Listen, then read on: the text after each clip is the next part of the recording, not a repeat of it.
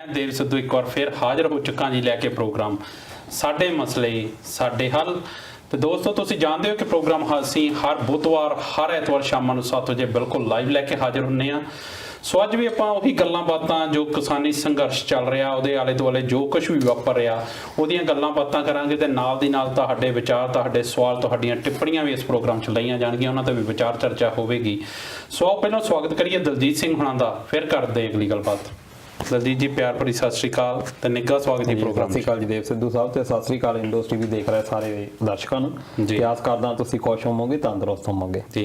ਸੋ ਦਲਜੀਤ ਜੀ ਆਪਾਂ ਚੱਲੀਏ ਸਿੱਧਾ ਖਬਰਾਂ ਵੱਲ। ਤਾਂ ਕੱਲ ਜਿਹੜੇ ਹਿੰਦ ਦੀ ਚਾਦਰ ਜਿਹੜੇ ਨੌਵੇਂ ਪਾਤਸ਼ਾਹ ਸ੍ਰੀ ਗੁਰੂ ਤੇਗ ਬਹਾਦਰ ਜੀ ਦਾ ਸ਼ਹੀਦੀ ਦਿਹਾੜਾ ਸੀ ਜੋ ਦਿੱਲੀ ਵੇਲੇ ਜਿਹੜੀ ਕਿਸਾਨ ਬੈਠੇ ਹੋਏ ਆ ਜਿੰਨੇ ਵੀ ਥਾਵਾਂ ਤੇ ਬੈਠੇ ਉੱਥੇ ਬਹੁਤ ਸ਼ਰਧਾ ਨਾਲ ਮਨਾਇਆ ਗਿਆ। ਪਹਿਲਾਂ ਤਾਂ ਆਪਾਂ ਉਹਦੇ ਦੋ ਸ਼ਬਦ ਕਹੀਏ ਫਿਰ ਕਰਦੇ ਹਾਂ ਅਗਲੀ ਗੱਲ। ਦੇਖੋ ਉਹਨਾਂ ਨੂੰ ਹਿੰਦ ਦੀ ਚਾਦਰ ਕਿਹਾ ਜਾਂਦਾ ਜੀ।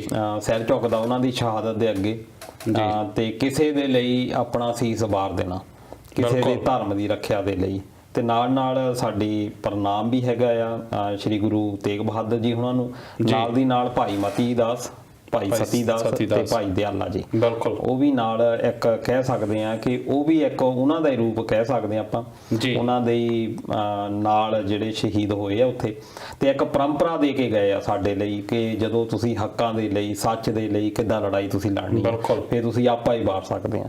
ਤੇ ਸਾਡਾ ਪ੍ਰਣਾਮ ਆ ਇੰਡੋਸ ਟੀਵੀ ਵੱਲੋਂ ਸਾਰੇ ਦੋਸਤਾਂ ਦੇ ਲਈ ਇਹ ਸੰਦੇਸ਼ ਵੀ ਹੈਗਾ ਕਿ ਅਸੀਂ ਵੀ ਇਹ ਉਹਨਾਂ ਦੇ ਜਿਹੜੇ ਜਜ਼ਬੇ ਆ ਅਸੀਂ ਲੋਕਾਂ ਤੱਕ ਪਹੁੰਚਾਈਏ ਜੋ ਸਾਨੂੰ ਉਹ ਸਿਖਾ ਕੇ ਗਏ ਆ। ਬਿਲਕੁਲ ਜਦੋਂ ਸਾਡਾ ਇੰਨਾ ਮਾਣ ਮੱਤਾ ਇਤਿਹਾਸ ਹੋਵੇ ਜਿਹਦੇ ਤੋਂ ਇੰਨੀਆਂ ਇਦਾਂ ਦੀਆਂ ਲਸੁਨੀ ਸ਼ਹਾਦਤਾਂ ਹੋਣ ਜਿਨ੍ਹਾਂ ਤੋਂ ਬਹੁਤ ਕੁਝ ਸਿੱਖਣ ਨੂੰ ਮਿਲੇ ਜਿਨ੍ਹਾਂ ਨੇ ਆਪਾ ਵਾਰ ਦਿੱਤਾ ਉਹ ਵੀ ਕਿਸੇ ਦੂਸਰੇ ਗੈਰ ਧਰਮ ਲਈ ਜਾਂ ਜੇ ਕਹੀਏ ਤਾਂ ਮਨੁੱਖੀ ਅਧਿਕਾਰਾਂ ਲਈ ਆਪਣਾ ਆਪ ਵਾਰਨਾ ਉਹ ਬਹੁਤ ਵੱਡੀ ਗੱਲ ਹੈ ਜੋ ਸਾਨੂੰ ਸਾਡੇ ਗੁਰੂਆਂ ਤੋਂ ਸਿੱਖਣ ਨੂੰ ਮਿਲਿਆ।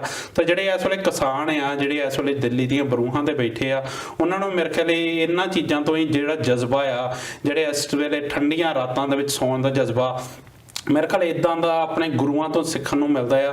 ਸੋ ਸਾਨੂੰ ਬਿਲਕੁਲ ਜਿਹੜੇ ਸਾਡੇ ਗੁਰੂਆਂ ਦੀਆਂ ਸ਼ਹਾਦਤਾਂ ਆ ਸਾਡੀਆਂ ਗੁਰੂਆਂ ਦੀਆਂ ਜੀਵਨੀਆਂ ਉਹਨਾਂ ਤੋਂ ਬਹੁਤ ਕੁਝ ਸਿੱਖਣ ਨੂੰ ਮਿਲਦਾ ਤੇ ਤਾਂ ਹੀ ਮੇਰੇ ਖਿਆਲ ਜਿਹੜੀ ਸਿੱਖ ਕੌਮ ਆ ਉਹ ਹਮੇਸ਼ਾ ਚੜ੍ਹਦੀ ਕਲਾ ਦੇ ਵਿੱਚ ਰਹਿੰਦੀ ਆ।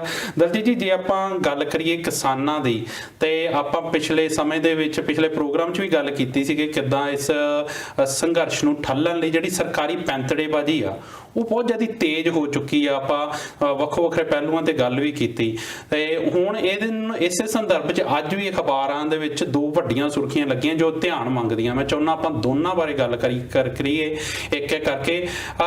ਪਿਛਲੇ ਸਮੇਂ ਦੇ ਵਿੱਚ ਗੋਦੀ ਮੀਡੀਆ ਵੱਲੋਂ ਵੀ ਇਦਾਂ ਦਾ ਬਹੁਤ ਜ਼ਿਆਦਾ ਰੌਲਾ ਰੱਪਾ ਪੈਂਦਾ ਰਿਹਾ ਕਿ ਜਿਹੜਾ ਕਿਸਾਨੀ ਸੰਘਰਸ਼ ਆ ਇਹਦੇ ਵਿੱਚ ਇੰਨਾ ਪੈਸਾ ਇੰਨਾ ਫੰਡ ਜਿਹੜਾ ਇਹ ਕਿੱਥੋਂ ਆ ਰਿਹਾ ਆ। ਜਿਹੜੇ ਪੀਜ਼ਿਆਂ ਦੇ ਲੰਗਰ ਲੱਗੇ ਹੋਏ ਆ ਮਸਾਜਾਂ ਦੀਆਂ ਮਸ਼ੀਨਾਂ ਲੱਗੀਆਂ ਹੋਰ ਵੀ ਬਹੁਤ ਕੁਝ ਕੂੜ ਪ੍ਰਚਾਰ ਕੀਤਾ ਗਿਆ ਉਹਨਾਂ ਵੱਲੋਂ ਤੇ ਹੁਣ ਇਹਨਾਂ ਫੰਡਸ ਤੇ ਇਹਨਾਂ ਨੇ ਕਾਨੂੰਨੀ ਘੇਰਾਬੰਦੀ ਕਰਨ ਦੀ ਜਿਹੜੀ ਸਰਕਾਰ ਵੱਲੋਂ ਪੈਂਤੜੇਬਾਜ਼ੀ ਆ ਉਹ ਖੇਡੀ ਗਈ ਆ। ਕਿਉਂਕਿ ਹੁਣ ਜਿਹੜੀ ਵਿਦੇਸ਼ੀ ਸਹਾਇਤਾ ਜਿਹੜੇ ਬਹੁਤ ਸਾਰੇ ਸਾਡੇ ਪੰਜਾਬੀ ਹਰਿਆਣੇ ਦੇ ਜਿਹੜੇ ਦੋਸਤ ਆ ਸਾਡੇ ਨੂੰ ਬਾਹਰ ਬੈਠੇ ਆ ਉਹ ਆਪਣੇ ਜਜ਼ਬਾਤਾਂ ਨਾਲ ਉਸ ਸੰਘਰਸ਼ ਦਾ ਦਰਦ ਰੱਖਦੇ ਤੇ ਉਹ ਬਹੁਤ ਸਾਰੀ ਵਿੱਤੀ ਸਹਾਇਤਾ ਆ ਉਸ ਜਥੇਬੰਦੀਆਂ ਨੂੰ ਭੇਜਦੇ ਆ ਉਸ ਸੰਘਰਸ਼ ਦੇ ਵਿੱਚ ਆਪਣਾ ਹਿੱਸਾ ਪਾਉਂਦੇ ਆ। ਹੁਣ ਇੱਕ ਕਾਨੂੰਨ ਲਿਆਂਦਾ ਗਿਆ ਜਿਹਦੇ ਵਿੱਚ ਇਹ ਆ ਕਿ ਜੇਕਰ ਕੋਈ ਵੀ ਪੈਸਾ ਕਿਸੇ ਵੀ ਕਿਸਾਨੀ ਜਥੇਬੰਦੀ ਨੂੰ ਆਉਂਦਾ ਆ ਤਾਂ ਉਹ ਲੈਣ ਲਈ ਉਸ ਤੋਂ ਪਹਿਲਾਂ ਜਿਹੜੀ ਕਿਸਾਨੀ ਜਥੇਬੰਦੀਆਂ ਆ ਉਹਨਾਂ ਨੂੰ ਜਿਹੜੇ ਹੋਮ ਮਿਨਿਸਟਰੀ ਦੇ ਕੋਲ ਰਜਿਸਟ੍ਰੇਸ਼ਨ ਕਰਾਉਣੀ ਜ਼ਰੂਰੀ ਹੋਊਗੀ ਤੇ ਰਜਿਸਟ੍ਰੇਸ਼ਨ ਨਾ ਕਰਾਉਣ ਦੇ ਹਾਲਤ ਵਿੱਚ ਨਾ ਤਾਂ ਉਹਨਾਂ ਨੂੰ ਪੈਸਾ ਮਿਲੂਗਾ ਉਹ ਪੈਸਾ ਵੀ ਵਾਪਸ ਹੋ ਜਾਊਗਾ ਇਹਦੇ ਨਾਲ ਉਹ ਆਗੂਆਂ ਤੇ ਕਾਰਵਾਈ ਵੀ ਹੋਊਗੀ। ਇਹਨੂੰ ਕਿੱਦਾਂ ਦੇਖਦੇ ਹੋ ਤੁਸੀਂ? ਅੱਜ ਆਪਾਂ ਇਕੱਠੇ ਹੋਏ ਸੀ ਬ੍ਰਿਸਬੇਨ ਦੇ ਵਿੱਚ ਵੀ ਇੱਕ ਇਕੱਠ ਹੋਇਆ ਤੁਸੀਂ ਗੱਲ ਕਹੀ ਕਿ ਇੱਧਰਲੇ ਜਿਹੜੇ ਲੋਕ ਨੇ ਜਿਹੜੇ ਪੰਜਾਬ ਤੋਂ ਜਾਂ ਹਰਿਆਣਾ ਤੋਂ ਆਏ ਇਕੱਠੇ ਹੋਏ ਸੀ ਇੱਥੇ ਅੱਜ ਜੀ ਤੇ ਉਹਨਾਂ ਨੇ ਵੀ ਇਹੀ ਗੱਲਾਂ ਕੀਤੀਆਂ ਕਿ ਅਸੀਂ ਉੱਥੇ ਇਮਦਾਦ ਕਿੱਦਾਂ ਭੇਜੀ ਅਸੀਂ ਕਿਸ ਤਰ੍ਹਾਂ ਹੈਲਪ ਕਰ ਸਕਦੇ ਤੇ ਜ਼ਿਆਦਾਤਰ ਇਹੀ ਸੀ ਕਿ ਅਸੀਂ ਪੈਸੇ ਦੇ ਪੱਖੋਂ ਹੀ ਕਿਉਂਕਿ ਅਸੀਂ ਵੈਸੇ ਤਾਂ ਸ਼ਰੀਕ ਉੱਥੇ ਹੋ ਨਹੀਂ ਸਕਦੇ ਉਹਨਾਂ ਅੰਦੋਲਨਾਂ ਦੇ ਵਿੱਚ ਪਰ ਅਸੀਂ ਪੈਸੇ ਪੱਖੋਂ ਮਦਦ ਕਰ ਸਕਦੇ ਹਾਂ। ਇਹੋ ਜਿਹੀ ਮਦਦ ਹਰ ਦੇਸ਼ ਦੇ ਵਿੱਚੋਂ ਆ ਰਹੀ ਹੈ ਚਾਹੇ ਉਹ ਅਮਰੀਕਾ ਦੇ ਵਿੱਚ ਗੱਲ ਕਰ ਲਈਏ ਕੈਨੇਡਾ ਜੋ ਗੱਲ ਕਰ ਲਈਏ, ਇੰਗਲੈਂਡ ਤੋਂ ਗੱਲ ਕਰ ਲਈਏ। ਬਿਲਕੁਲ। ਹੁਣ ਇਮਦਾਦ ਜਿਹੜੀ ਆ ਸਰਕਾਰ ਦੀ ਵੀ ਇਹਦੇ ਉੱਤੇ ਨਜ਼ਰ ਆ ਜੀ। ਉਸ ਦਿਨ ਦਾ ਜਦੋਂ ਦੀ ਇਹ ਸ਼ੁਰੂ ਹੋਇਆ ਉਸ ਦਿਨ ਦਾ ਹੀ ਬੀਜੇਪੀ ਦਾ ਜਿਹੜਾ IT ਸੈੱਲ ਆ ਉਹਨਾਂ ਨੇ ਮੇਨ ਟਾਰਗੇਟ ਇਹੀ ਕੀਤਾ ਕਿ ਕਿਸਾਨ ਤਾਂ ਬੜੇ ਗਰੀਬ ਹੁੰਦੇ ਆ, ਬਿਲਕੁਲ, ਇਹ ਇੱਥੇ ਮਸਾਜ ਕਰਾ ਰਹੇ ਆ, ਇਹਨਾਂ ਨੂੰ ਬਦਾਮ ਦਿੱਤੇ ਜਾ ਰਹੇ ਆ, ਕਾਜੂ ਦਿੱਤੇ ਜਾ ਰਹੇ ਆ, ਖਾਣ ਦੀਆਂ ਕੋਈ ਸਮੱਸਿਆਵਾਂ ਨਹੀਂ ਆ ਰਹੀਆਂ ਜੀ। ਵੀ ਇਹ ਕੌਣ ਨੇ ਲੋਕ, ਇਹ ਤਾਂ ਪੋਲੀਟੀਕਲੀ ਮੋਟੀਵੇਟਿਵ ਲੋਕ ਨੇ, ਪਰ ਉਹ ਨਹੀਂ ਜਾਣਦੇ ਕਿ ਇਹਨਾਂ ਦੇ ਪਿੱਛੇ ਬਹੁਤ ਸਾਰੀਆਂ ਭਾਵਨਾਵਾਂ ਕੰਮ ਕਰ ਰਹੀਆਂ ਜੀ। ਹੁਣ ਇਹਨਾਂ ਭਾਵਨਾਵਾਂ ਨੂੰ ਉਹਨਾਂ ਨੇ ਸਮਝਿਆ। ਬਾਕੀ ਇਹ ਹੈ ਕਿ ਇਹ ਜਿਹੜਾ ਅੰਦੋਲਨ ਹੈ, ਜੇ ਆਪਾਂ ਦਿੱਲੀ ਵਾਲੀ ਗੱਲ ਕਰੀਏ ਜੀ, ਦਿੱਲੀ ਵਾਲਾ ਅੰਦੋਲਨ ਦਸੰਬਰ ਵਿੱਚ ਹੁੰਦਾ ਤੇ ਹੁਣ 22-23 ਦਿਨ ਹੋ ਗਏ। ਬਿਲਕੁਲ। ਤੇ ਜਦੋਂ ਪਹਿਲਾਂ ਹੋਇਆ ਉਹ ਪਹਿਲਾ ਜਿਹੜਾ ਸੰਘਰਸ਼ ਆ ਉਹ ਤਾਂ ਅਕਤੂਬਰ ਮਹੀਨੇ ਤੋਂ ਸ਼ੁਰੂ ਹੋ ਚੁੱਕਾ। ਪੰਜਾਬ ਦੇ ਵਿੱਚ ਤੋਂ ਲਗਾਤਾਰ ਸੰਘਰਸ਼ ਚੱਲ ਰਿਹਾ ਤੇ ਉਦੋਂ ਤੱਕ। ਪਰ ਇਹ ਜਿਹੜਾ ਕਾਨੂੰਨ ਆ ਜੀ, ਜਿਹੜਾ ਕਿ ਫੋਰਨ ਰੈਗੂਲੇਟਰੀ ਐਕਟ ਜਿਹਨੂੰ ਕਹਿ ਦਿੰਦੇ ਆ, ਫੋਰਨ ਕੰਟਰੀਬਿਊਸ਼ਨ ਰੈਗੂਲੇਟਰੀ ਐਕਟ ਜੀ, FCRA ਵੀ ਕਹਿੰਦੇ FCRA ਜੀ, ਇਹ ਜਿਹੜਾ ਕਾਨੂੰਨ ਆ ਇਹਨਾਂ ਨੇ ਸਤੰਬਰ ਦੇ ਵਿੱਚ ਹੀ ਲਾਗੂ ਕਰ ਲਿਆ ਸੀ। ਜਾਨੀ ਇੱਕ ਤਰ੍ਹਾਂ ਦਾ ਪਹਿਲਾਂ ਹੀ ਇਹਨਾਂ ਨੂੰ ਪਤਾ ਸੀ ਵੀ ਬਾਹਰੋਂ ਪੈਸਾ ਆਉਣਾ ਜੀ। ਇਹ ਜਿਹੜਾ ਕਾਨੂੰਨ ਆ 1976 ਦੇ ਵਿੱਚ ਪਹਿਲੀ ਵਾਰ ਬਣਿਆ ਸੀ ਜੀ। ਉਦੋਂ ਇਹ ਬਣਿਆ ਸੀ ਕਿ ਨਾਨ ਪ੍ਰੋਫਿਟੇਬਲ ਆਰਗੇਨਾਈਜੇਸ਼ਨਸ ਜਿਹੜੀਆਂ ਕੰਮ ਕਰਦੀਆਂ, ਜਿਹਨੂੰ ਆਪਾਂ ਪੰਜਾਬੀ ਆਪਣੇ ਇੰਡੀਆ ਦੇ ਵਿੱਚ ਆਮ ਤੌਰ ਤੇ ਜਾਣਦੇ ਆ NGO ਕਹਿ ਦਿੰਦੇ ਆਪਾਂ ਸੌਖੀ ਭਾਸ਼ਾ ਦੇ ਵਿੱਚ, ਕਿ ਉਹ ਆਪ ਨਹੀਂ ਕਮਾਈ ਕਰਦੀਆਂ, ਉਹ ਸੇਵਾ ਦੇ ਹਿੱਤ ਦੇ ਵਿੱਚ ਹੁੰਦੀਆਂ ਤੇ ਉਹਨੂੰ ਬਾਹਰੋਂ ਫੰਡ ਬਹੁਤ ਜ਼ਿਆਦਾ ਆਉਂਦਾ। 1976 ਦੇ ਵਿੱਚ ਉਹ ਫੰਡ ਬਣਾਇਆ ਗਿਆ। 2010 ਦੇ ਵਿੱਚ ਮਨਮੋਹਨ ਸਰਕਾਰ ਨੇ ਉਹਦੇ ਵਿੱਚ ਸੋਧ ਕੀਤੀ ਜੀ, ਕਿਉਂਕਿ ਉਦੋਂ ਤੱਕ ਬਹੁਤ ਫਰਾਡ ਹੋਣ ਲੱਗ ਗਿਆ। ਉਦੋਂ ਤੱਕ ਬਾਹਰੋਂ ਪੈਸਾ ਆਉਂਦਾ ਸੀ ਤੇ ਲੋਕੀ ਪੈਸੇ ਉੱਥੇ ਆਪਣੇ ਮਫਾਦਾਂ ਦੇ ਲਈ ਵਰਤਦੇ। ਬਹੁਤ ਸਾਰੇ ਲੋਕ ਜਿਹੜੇ ਅਮੀਰ ਵੀ ਹੋਏ ਜੀ। ਕਈਆਂ ਦਾ ਪਤਾ ਹੀ ਨਹੀਂ ਸੀ ਲੱਗਦਾ, NGO ਖੋਲੀਆਂ ਹੋਈਆਂ ਸੀ, ਪਤਾ ਹੀ ਨਹੀਂ ਸੀ ਕਿਹਦੇ ਨਾਂ ਤੇ। ਇਸ ਕਰਕੇ ਉਹ ਜਿਹੜਾ 2010 ਦੇ ਵਿੱਚ ਕਾਨੂੰਨ ਲਿਆਂਦਾ ਗਿਆ, ਉਹਦੇ ਵਿੱਚ ਇਹੀ ਕਿਹਾ ਗਿਆ ਸੀ ਕਿ ਤੁਸੀਂ ਆਪਣਾ ਆਧਾਰ ਕਾਰਡ ਨਾਲ ਜ਼ਰੂਰ ਦੱਸੋ ਕਿ ਆਧਾਰ ਕਾਰਡ ਨਾਲ ਲਾਇਆ ਹੋਵੇ ਤੇ ਤੁਹਾਡੀ ਪਛਾਣ ਹੋਵੇ, ਤੇ ਨਾਲ ਤੁਸੀਂ ਦੱਸਣਾ ਹੈ ਕਿ ਤੁਸੀਂ ਕਰ ਕੀ ਰਹੇ ਆ ਜੀ, ਸਰਕਾਰ ਨੂੰ ਪਤਾ ਹੋਵੇ। ਇੱਥੇ ਤੱਕ ਇਹ ਠੀਕ ਲੱਗਦਾ ਸੀ ਜੀ। ਪਰ ਜਿਹੜਾ ਸਤੰਬਰ ਦੇ ਵਿੱਚ ਦੇਖੋ ਕਿਸਾਨੀ ਅੰਦੋਲਨ ਦਾ ਬਾਅਦ ਦੇ ਵਿੱਚ ਆਇਆ ਜੀ, ਸਰਕਾਰਾਂ ਕਿੰਨੀਆਂ ਐਕਟਿਵ ਨੇ ਜੀ। ਸਰਕਾਰਾਂ ਨੇ ਆਪਾਂ ਕਹਿ ਦਿੱਤਾ ਨਾ ਵੀ ਸ਼ਾਇਦ ਉਹਨਾਂ ਨੂੰ ਪਤਾ ਹੀ ਕੁਛ ਨਹੀਂ ਜੀ। ਇਹ ਸਤੰਬਰ ਮਹੀਨੇ ਦੇ ਵਿੱਚ ਐਕਟ ਲੈ ਕੇ ਆਂਦਾ। ਉਹ ਮੇਰੇ ਖਿਆਲ ਜਿਹੜਾ ਸਾਹਮਣੇ ਜਿਹੜਾ ਫਰੰਟ ਤੇ ਆ ਕੇ ਕੰਨ ਨਹੀਂ ਕਰਦੀਆਂ, ਪਰ ਬੈਕ ਸਟੇਜ ਉਹਨਾਂ ਨੂੰ ਹਰ ਹਰਕਤ ਦਾ ਪਤਾ ਹੁੰਦਾ। ਉਹਨਾਂ ਦੀ ਇੰਟੈਲੀਜੈਂਸ ਇੰਨੀ ਸਟਰੋਂਗ ਹੈ ਕਿ ਉਹ ਪੂਰੀ ਇੱਕ ਇੱਕ ਕਾਰਵਾਈ ਤੇ ਨਜ਼ਰ ਰੱਖਦੀਆਂ। ਤੇ ਉਹਨਾਂ ਨੂੰ ਅੰਦੇਸ਼ਾ ਸੀਗਾ, ਕਿਉਂਕਿ ਪੰਜਾਬੀ ਬਹੁਤ ਵੱਡੀ ਭਾਰੀ ਮਾਤਰਾ ਦੇ ਵਿੱਚ ਪੰਜਾਬੀ ਹਰਿਆਣੇ ਵਾਲੇ ਜਿਹੜੇ ਆ ਉਹ ਬਾਹਰਲੇ ਦੇਸ਼ਾਂ 'ਚ ਬੈਠੇ ਆ। ਤੇ ਉਹਨਾਂ ਨੂੰ ਪਤਾ ਕਿ ਜੇ ਇਦਾਂ ਦਾ ਕੋਈ ਵੀ ਰੋਹ ਉੱਠਦਾ ਆ, ਕੋਈ ਵੀ ਲੋਕ ਅੰਦੋਲਨ ਉੱਠਦਾ, ਤੇ ਉਹਦੀ ਜਿਹੜੀ ਮਦਦ ਆ ਉਹ ਬਾਹਰਲੇ ਜਿਹੜੇ ਲੋਕ ਆ ਉਹ ਜ਼ਰੂਰ ਕਰਨਗੇ। ਹੁਣ ਜਿਹੜਾ ਇਹ ਕਾਨੂੰਨ ਬਣਾਇਆ ਜੀ 2010 ਤੋਂ ਬਾਅਦ ਹੁਣ ਇਹਨਾਂ ਨੇ ਇੱਕ ਵਾਰੀ ਫੇਰ ਸੋਧ ਕਰ ਦਿੱਤੀ ਜੀ 2020 ਦੇ ਵਿੱਚ ਸਤੰਬਰ ਮਹੀਨੇ ਦੇ ਵਿੱਚ। ਇਸ ਕਾਨੂੰਨ ਤੋਂ ਬਿਲਕੁਲ ਸਟੀਕ ਪਹਿਲਾਂ ਜੀ, ਕਿਉਂਕਿ ਇਹਨਾਂ ਨੂੰ ਪਤਾ ਸੀ ਕਿ ਪੰਜਾਬ ਹਰਿਆਣਾ ਦੀ ਜ਼ਿਆਦਾ ਐਕਟਿਵ ਨੇ ਜਥੇਬੰਦੀਆਂ, ਕਿਉਂਕਿ ਆਰਡੀਨੈਂਸ ਵੀ ਇਸੇ ਲਈ ਲਿਆਂਦਾ ਹੈ ਜੀ। 6 ਮਹੀਨੇ ਦੇ ਵਿੱਚ ਇਹਨਾਂ ਨੇ ਜੱਜ ਕਰ ਲਿਆ ਵੀ ਪੰਜਾਬ ਤੇ ਹਰਿਆਣਾ ਜ਼ਿਆਦਾ ਐਕਟਿਵ ਨੇ, ਬਾਕੀ ਸਾਰੇ ਠੀਕ ਨੇ ਜੀ। ਸਤੰਬਰ ਦੇ ਵਿੱਚ ਇਹ ਕਾਨੂੰਨ ਲੈ ਆਂਦਾ। ਇਸ ਕਾਨੂੰਨ ਦੇ ਵਿੱਚ ਇਹਨਾਂ ਨੇ ਪਹਿਲਾਂ ਦਾ ਹੀ ਕਰਦਾ, ਜਿਹੜਾ ਪਹਿਲਾ ਕਾਨੂੰਨ ਸੀ ਚਾਹੇ 1976 ਵਾਲਾ ਰੱਖ ਲਈਏ ਚਾਹੇ 2010 ਵਾਲਾ ਰੱਖ ਲਈਏ, ਉਹਦੇ ਵਿੱਚ ਇਹ ਸੀ ਕਿ ਗਵਰਨਮੈਂਟ ਤੋਂ ਕੋਈ ਵੀ ਅਪਰੂਵਡ ਬੈਂਕ ਹੋਵੇ, ਉਹਨਾਂ ਦੇ ਵਿੱਚ ਉਹ ਖਾਤਾ ਹੋਵੇ ਤੇ ਉਹਨੂੰ ਉਹ ਰਜਿਸਟਰਡ ਕਰ ਲੈਂਦੇ ਸੀ। ਹੁਣ ਇਹਨਾਂ ਨੇ ਕਰ ਦਿੱਤਾ ਵੀ ਤੁਹਾਡਾ ਖਾਤਾ state bank of India new Delhi ਦੇ ਵਿੱਚ ਇਹ ਹੋਣਾ ਚਾਹੀਦਾ। ਬਿਲਕੁਲ। ਤਾਂ ਕਿ ਸਰਕਾਰ ਦੀ ਨਜ਼ਰ ਰਵੇ ਜੀ, ਸਰਕਾਰ ਨੂੰ ਦੱਸਣਾ ਪੈਣਾ। ਫਿਰ ਇਹ ਜਿਹੜਾ ਟੈਕਸ ਇਹ ਲਾਉਂਦੇ ਹੁੰਦੇ ਸੀ, ਐਕਸਪੈਂਸਿਵ ਜਿਹੜਾ ਕੱਢਦੇ ਸੀ ਜੀ, ਪਹਿਲਾਂ ਇਹ ਸੀ ਕਿ 50% ਜਦੋਂ ਤੁਸੀਂ 1 ਸਾਲ ਦੇ ਵਿੱਚ ਖਰਚਦੇ ਸੀ ਤਾਂ ਤੁਹਾਡੇ ਉੱਤੇ ਉਹ ਖਰਚ ਲਾਗੂ ਹੁੰਦਾ ਸੀ ਜੀ। ਹੁਣ ਇਹਨਾਂ ਨੇ ਕਰ ਦਿੱਤਾ ਕਿ ਜਦੋਂ ਤੁਸੀਂ 20% ਖਰਚ ਕਰ ਲਈਏ ਨਾਲ ਹੀ, ਜਾਣੀ ਇੱਕ ਤਰ੍ਹਾਂ ਦਾ ਆਪਣਾ ਕਮਿਸ਼ਨ ਵੀ, ਆਪਣਾ ਟੈਕਸ ਕਹਿ ਲਓ, ਆਪਣੀ ਫੀਸ ਸਰਕਾਰ ਨੇ ਬਹੁਤ ਜ਼ਿਆਦਾ ਵਧਾ ਦਿੱਤੀ ਆ ਜੀ, ਦੁੱਗਣੀ ਕਰ ਦਿੱਤੀ ਆ। ਬਿਲਕੁਲ। ਤੀਜਾ ਇਹ ਕਰ ਦਿੱਤਾ ਕਿ ਇਹਦੇ ਵਿੱਚ ਨਾਲ ਦੀ ਨਾਲ ਇਹ ਕਹਿ ਦਿੱਤਾ ਗਿਆ ਕਿ ਮੰਨ ਲਓ ਕਿ ਬਾਹਰੋਂ ਫੰਡ ਆਉਂਦੇ ਆ, ਫੋਰ ਐਗਜ਼ਾਮਪਲ ਕਿ ਫੰਡ ਬਾਹਰੋਂ ਆਏ ਆ, ਫੰਡ ਆਏ ਆ ਕਿ ਅਸੀਂ ਹਸਪੀਟਲ ਖੋਲਣਾ ਬਾਹਰ, ਕੋਈ ਇੱਕ NGO ਬਣੀ ਆ ਇੰਡੀਆ ਦੇ ਵਿੱਚ ਜੀ, ਜਾਂ ਕੋਈ ਯੂਨੀਅਨ ਬਣੀ ਆ, ਜਾਂ ਕੋਈ ਜਥੇਬੰਦੀ ਕੋਈ ਵੀ ਬਣੀ ਆ ਜਿਹੜੀ ਕਿ ਨਾਨ ਪ੍ਰੋਫਿਟੇਬਲ ਲੋਕਾਂ ਦੇ ਹਿੱਤਾਂ ਲਈ ਕੰਮ ਕਰ ਰਹੀ ਆ, ਸੇਵਾ ਹਿੱਤ ਦੇ ਵਿੱਚ ਕੰਮ ਕਰ ਰਹੀ ਆ। ਬਾਹਰੋਂ ਪੈਸਾ ਆਇਆ, ਮੰਨ ਲਓ ਕਿ ਇੱਕ ਹਸਪੀਟਲ ਬਣਿਆ ਜੀ, ਉਹਦੇ ਵਿੱਚ ਸਰਕਾਰ ਜੇ ਚਾਹਵੇ ਤਾਂ ਉਹਨੂੰ ਟੇਕ ਓਵਰ ਕਰ ਸਕਦੀ ਆ ਜੀ। ਇਹ ਵੀ ਇਹਦੇ ਵਿੱਚ ਮਦਦ ਆ ਜੀ, ਕਿ ਜ਼ਰੂਰੀ ਨਹੀਂ ਕਿ ਉਹ NGO ਦੇ ਹੱਥਾਂ ਦੇ ਵਿੱਚ, ਸਰਕਾਰ ਵੀ ਉਹਦੀ ਮਾਲਕ ਹੋ ਸਕਦੀ ਹੈ। ਇਹਦਾ ਮਤਲਬ ਇਹ ਆ ਕਿ ਤੁਸੀਂ ਇੰਨਾ ਧੱਕਾ ਕਰੋਗੇ। ਬਿਲਕੁਲ। ਹੁਣ ਇਹ ਉਗਰਾਹਾਂ ਗਰੁੱਪ ਦੇ ਜਿਹੜੇ ਫੰਡ ਆ ਉਹ ਕਿਸੇ ਬੈਂਕ ਦੇ ਵਿੱਚ ਆਏ ਜੀ। ਹੁਣ ਉਹ ਬੈਂਕ ਵਾਲਿਆਂ ਨੇ ਜਾ ਕੇ ਉਹਨਾਂ ਨੂੰ ਦੱਸਿਆ ਕਿ ਤੁਹਾਡੇ ਫੰਡ ਜਿਹੜੇ ਆ ਮੇ ਵੀ ਰੋਕ ਲੈ ਜਾਣ ਜੀ, ਕਿਉਂਕਿ ਤੁਸੀਂ ਉਸ ਕਾਨੂੰਨ, ਉਸ ਰੈਗੂਲੇਟਰੀ ਕਾਨੂੰਨ ਜਿਹੜਾ 2020 ਦਾ ਆ ਜੀ, ਉਹਦੇ ਤੁਸੀਂ ਅਕੋਰਡਿੰਗ ਨਹੀਂ ਹੈਗੇ। ਇਹ ਸਾਰੀਆਂ ਜਥੇਬੰਦੀਆਂ ਨੂੰ ਭੁਗਤਣਾ ਪੈਣਾ। ਇੱਕ ਤਰ੍ਹਾਂ ਦੇ ਨਾਲ ਮੈਂ ਇਹ ਮੰਨਦਾ ਇਹ ਖਬਰ ਤੋਂ ਬਾਅਦ ਕਿ ਇਹ ਹੁਣ ਐਮਰਜੈਂਸੀ ਆ ਜੀ। ਪਹਿਲਾਂ ਮੈਂ ਇਦਾਂ ਡਿਕਲੇਅਰ ਨਹੀਂ ਸੀ ਕਰਦਾ, ਪਰ ਹੁਣ ਮੈਨੂੰ ਇਦਾਂ ਲੱਗਦਾ ਆ, ਜੋ ਮੇਰੀ ਥਿੰਕਿੰਗ। ਬਿਲਕੁਲ ਦਲਜੀਤ ਜੀ, ਜਦੋਂ ਕੋਈ ਅੰਦੋਲਨ ਉੱਠਦਾ ਆ ਜਿਹੜਾ ਸੱਤਾ ਨੂੰ ਚੈਲੰਜ ਕਰਦਾ ਆ, ਤਾਂ ਜਦੋਂ ਉਹ ਅੰਦੋਲਨ ਜਿਹੜਾ ਲੋਕ ਅੰਦੋਲਨ ਬਣ ਜਾਂਦਾ, ਲੋਕ ਆਪ ਮੁਹਾਰੇ ਉਸ ਅੰਦੋਲਨ ਨਾਲ ਜੁੜ ਜਾਂਦੇ ਆ, ਤਾਂ ਉਹ ਜਿਹੜਾ ਸੱਤਾ ਕਰਨ ਵਾਲੇ ਆ, ਜਿਹੜੇ ਕੁਰਸੀ ਦੇ ਉੱਤੇ ਕਾਬਜ ਆ, ਉਹ ਉਹਨਾਂ ਨੂੰ ਮਾਫਕ ਨਹੀਂ ਆਉਂਦਾ ਤੇ ਉਹਨਾਂ ਦੀ ਜੇਬ ਨਾਲ ਜਿਹੜਾ ਹਰਾ ਪੈਨ ਲੱਗਾ ਆ, ਜਿਹਦੇ ਵਿੱਚ ਤਾਕਤ ਆ ਕਿ ਉਹ ਜਿਹੜੇ ਦੇਸ਼ ਦੇ ਕਾਨੂੰਨ ਬਣਾ ਵੀ ਸਕਦਾ ਆ, ਤੋੜ ਵੀ ਸਕਦਾ, ਮਰੋੜ ਵੀ ਸਕਦਾ, ਉਹ ਉਹਦੀ ਵਰਤੋਂ ਕਰਦੇ ਆ ਤੇ ਉਹ ਜਿੰਨੀਆਂ ਵੀ ਮੱਦ ਪਾਉਂਦੇ ਉਹ ਆਪਣੇ ਜਿਹੜੇ ਉਹਨਾਂ ਦੇ ਹੱਕ 'ਚ ਭੁਗਤਣ ਵਾਲੀਆਂ ਮੱਦਾਂ ਆ ਉਹ ਪਾਉਂਦੇ ਆ, ਤਾਂ ਜੋ ਹੁਣ ਇਸ ਅੰਦੋਲਨ ਦੇ ਵਿੱਚ ਵੀ ਇਹੀ ਸਭ ਕੁਝ ਕੀਤਾ ਜਾ ਰਿਹਾ ਕਿ ਇਹ ਜਿਹੜੀ ਪੈਂਤੜੇਬਾਜ਼ੀ ਆ ਉਹ ਹਰ ਉਹ ਬਾਂਹ ਜਿਹੜੀ ਉਸ ਸੰਘਰਸ਼ ਦੇ ਹੱਕ ਦੇ ਵਿੱਚ ਨਾਅਰਾ ਮਾਰਨ ਲਈ ਉੱਠਦੀ ਆ, ਉਹ ਹਰ ਉਹ ਬਾਂਹ ਨੂੰ ਵੱਢਣ ਦੀ ਕੋਸ਼ਿਸ਼ ਕੀਤੀ ਜਾ ਰਹੀ ਆ। ਚਾਹੇ ਉਹ ਜਿਹੜੀ ਪੰਜਾਬ ਹਰਿਆਣੇ ਨੂੰ ਵੰਡਣ ਦੀ ਗੱਲ ਹੋਵੇ, ਚਾਹੇ ਪੈਸਾ ਰੋਕਣ ਦੀ ਗੱਲ ਹੋਵੇ, ਚਾਹੇ ਕੂੜ ਪ੍ਰਚਾਰ ਕਰਨਾ ਹੋਵੇ, ਕਿਸੇ ਤਰੀਕੇ ਨਾਲ ਉਸ ਅੰਦੋਲਨ ਨੂੰ ਬਦਨਾਮ ਕਰਨਾ ਹੋਵੇ, ਇਹ ਬਹੁਤ ਸਾਰੀਆਂ ਗੱਲਾਂ ਬਾਤਾਂ ਜਿਹੜੀਆਂ ਪੈਂਤੜੇਬਾਜ਼ੀ ਉਹ ਸਰਕਾਰਾਂ ਵੱਲੋਂ ਤੇਜ਼ ਕਰ ਦਿੱਤੀ ਗਈ।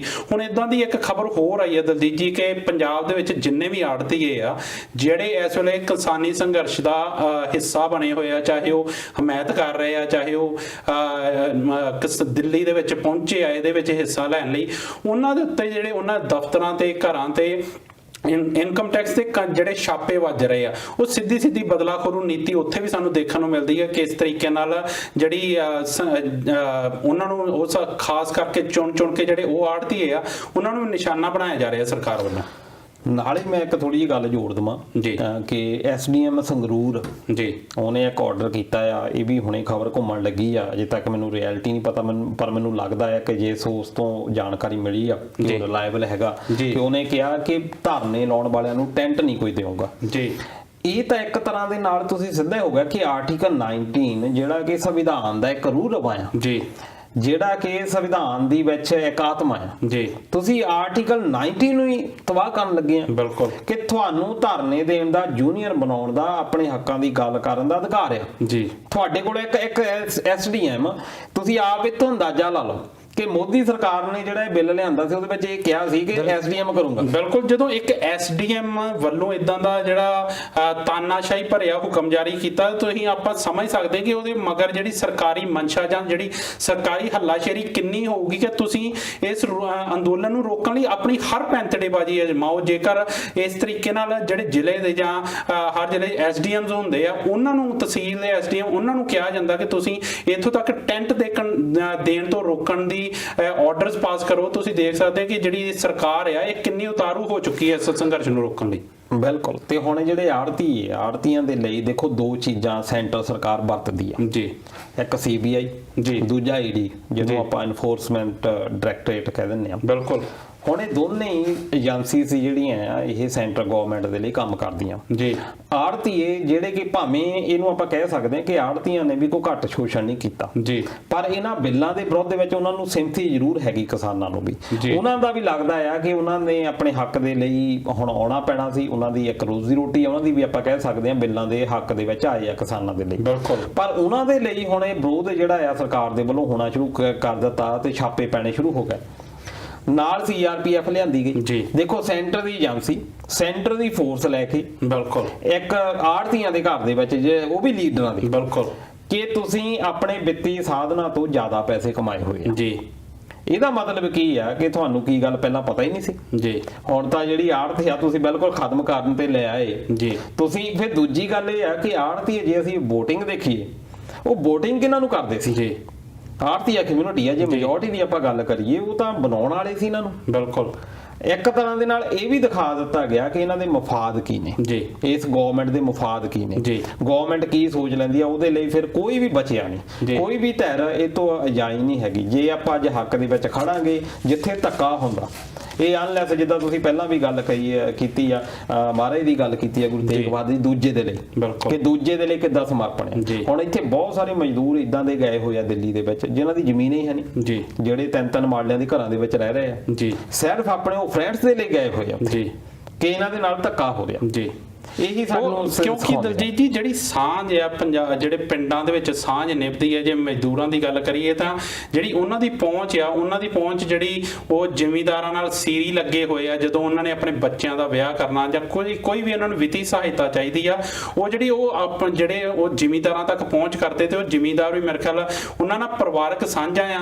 ਉਹ ਜਿਹੜੇ ਪੰਜਾਬ ਦੇ ਪਿੰਡਾਂ 'ਚ ਕਈ ਵੀ ਇਦਾਂ ਦਾ ਵਿਤਕਰਾ ਨਹੀਂ ਹੈਗਾ ਜਿਹੜਾ ਸੀਰੀਆਂ ਜਾਂ ਜੱਟਾਂ ਦੇ ਵਿੱਚ ਕੋਈ ਇਦਾਂ ਦਾ ਜਿਹੜਾ ਕੂੜ ਪ੍ਰਚਾਰ ਕੀਤਾ ਜਾ ਰਿਹਾ ਕਿ ਮਜ਼ਦੂਰਾਂ ਨੂੰ ਕੀ ਲੋੜ ਹੈ ਇਹਦੇ ਵਿੱਚ, ਇਹ ਮਜ਼ਦੂਰਾਂ ਦਾ ਸ਼ੋਸ਼ਣ ਕੀਤਾ ਜਾਂਦਾ, ਇਹ ਸਿਰਫ ਕੂੜ ਪ੍ਰਚਾਰ ਹੈ। ਪਰ ਅਸਲ ਦੇ ਵਿੱਚ ਜਿਹੜੀ ਇਹਨਾਂ ਦੀ ਸਾਂਝ ਆ ਇਹ ਬਹੁਤ ਜ਼ਿਆਦਾ ਡੂੰਘੀਆਂ, ਮੇਰੇ ਖਿਆਲ ਉਹ ਜਿਹੜੇ ਮਜ਼ਦੂਰ ਹੈ ਉਹ ਇਸੇ ਕਰਕੇ ਗਏ ਹੋਏ ਆ ਉੱਥੇ। ਬਿਲਕੁਲ, ਤੇ ਇਹ ਜਿਹੜੀ ਸਾਂਝ ਆ ਇਹ ਸਾਨੂੰ ਦਰਸਾਉਣੀ ਪੈਣੀ ਹੈ। ਬਿਲਕੁਲ, ਕਿ ਇਹ ਜਿਹੜਾ ਇੱਕ ਆਇਆ ਬਰਕਰਾਰ ਰਵੇ, ਜਿਹੜਾ ਦੂਜਾ ਇੱਕ ਤਰ੍ਹਾਂ ਦਾ ਮਤਭੇਦ ਲਿਆਂਦੇ ਜਾਂਦੇ ਆ, ਭਾਵੇਂ ਉਹ ਅਸਫਲ ਹੋਏ ਆ ਹੁਣ ਤੱਕ, ਪਰ ਹੁਣ ਤੱਕ ਦਾ ਇਹ ਰਿਜ਼ਲਟ ਨਿਕਲਿਆ ਆ ਵੀ ਇਹ ਪਿਆਰ ਬਹੁਤ ਵਧਿਆ ਆ ਜੀ। ਬਿਲਕੁਲ, ਕਿ ਇਹ ਜਿਹੜਾ ਅੰਦੋਲਨ ਆ ਬਹੁਤ ਵਧੀਆ ਤਰੀਕੇ ਦੇ ਨਾਲ ਚੱਲ ਰਿਹਾ ਆ, ਭਾਵੇਂ ਕਿ ਬਹੁਤ ਲੰਬਾ, ਅਜੇ ਪਤਾ ਨਹੀਂ ਕਿ ਕਿੰਨਾ ਚਿਰ ਹੋਰ ਚੱਲਣਾ ਆ, ਪਰ ਜਿਸ ਤਰੀਕੇ ਦੇ ਨਾਲ ਜੋਸ਼ ਚੱਲ ਰਿਹਾ ਅਜੇ ਤੱਕ ਮੱਠਾ ਨਹੀਂ ਹੋਇਆ ਤੇ ਸਲਾਮ ਆ ਉਹਨਾਂ ਨੂੰ। ਬਿਲਕੁਲ, ਤੇ ਦਲਜੀਤ ਜੀ ਜਿੱਦਾਂ ਆਪਾਂ ਪਿਛਲੇ ਹਫਤੇ ਵੀ ਗੱਲ ਕੀਤੀ ਸੀ ਕਿ ਪੰਜਾਬ ਤੇ ਹਰਿਆਣਾ ਦੀ ਜਿਹੜੀ ਇੱਕ ਸਾਂਝ ਨਿਭ ਰਹੀ ਆ, ਜਿਹਦੇ ਦਰਮਦਾਰ ਆ ਇਹ ਜਿਹੜਾ ਸੰਘਰਸ਼ ਵੀ ਬਹੁਤ ਵਧੀਆ ਤਰੀਕੇ ਨਾਲ ਚੱਲ ਰਿਹਾ, ਕਿਉਂਕਿ ਪੰਜਾਬ ਤੇ ਹਰਿਆਣਾ ਬੇਸ਼ੱਕ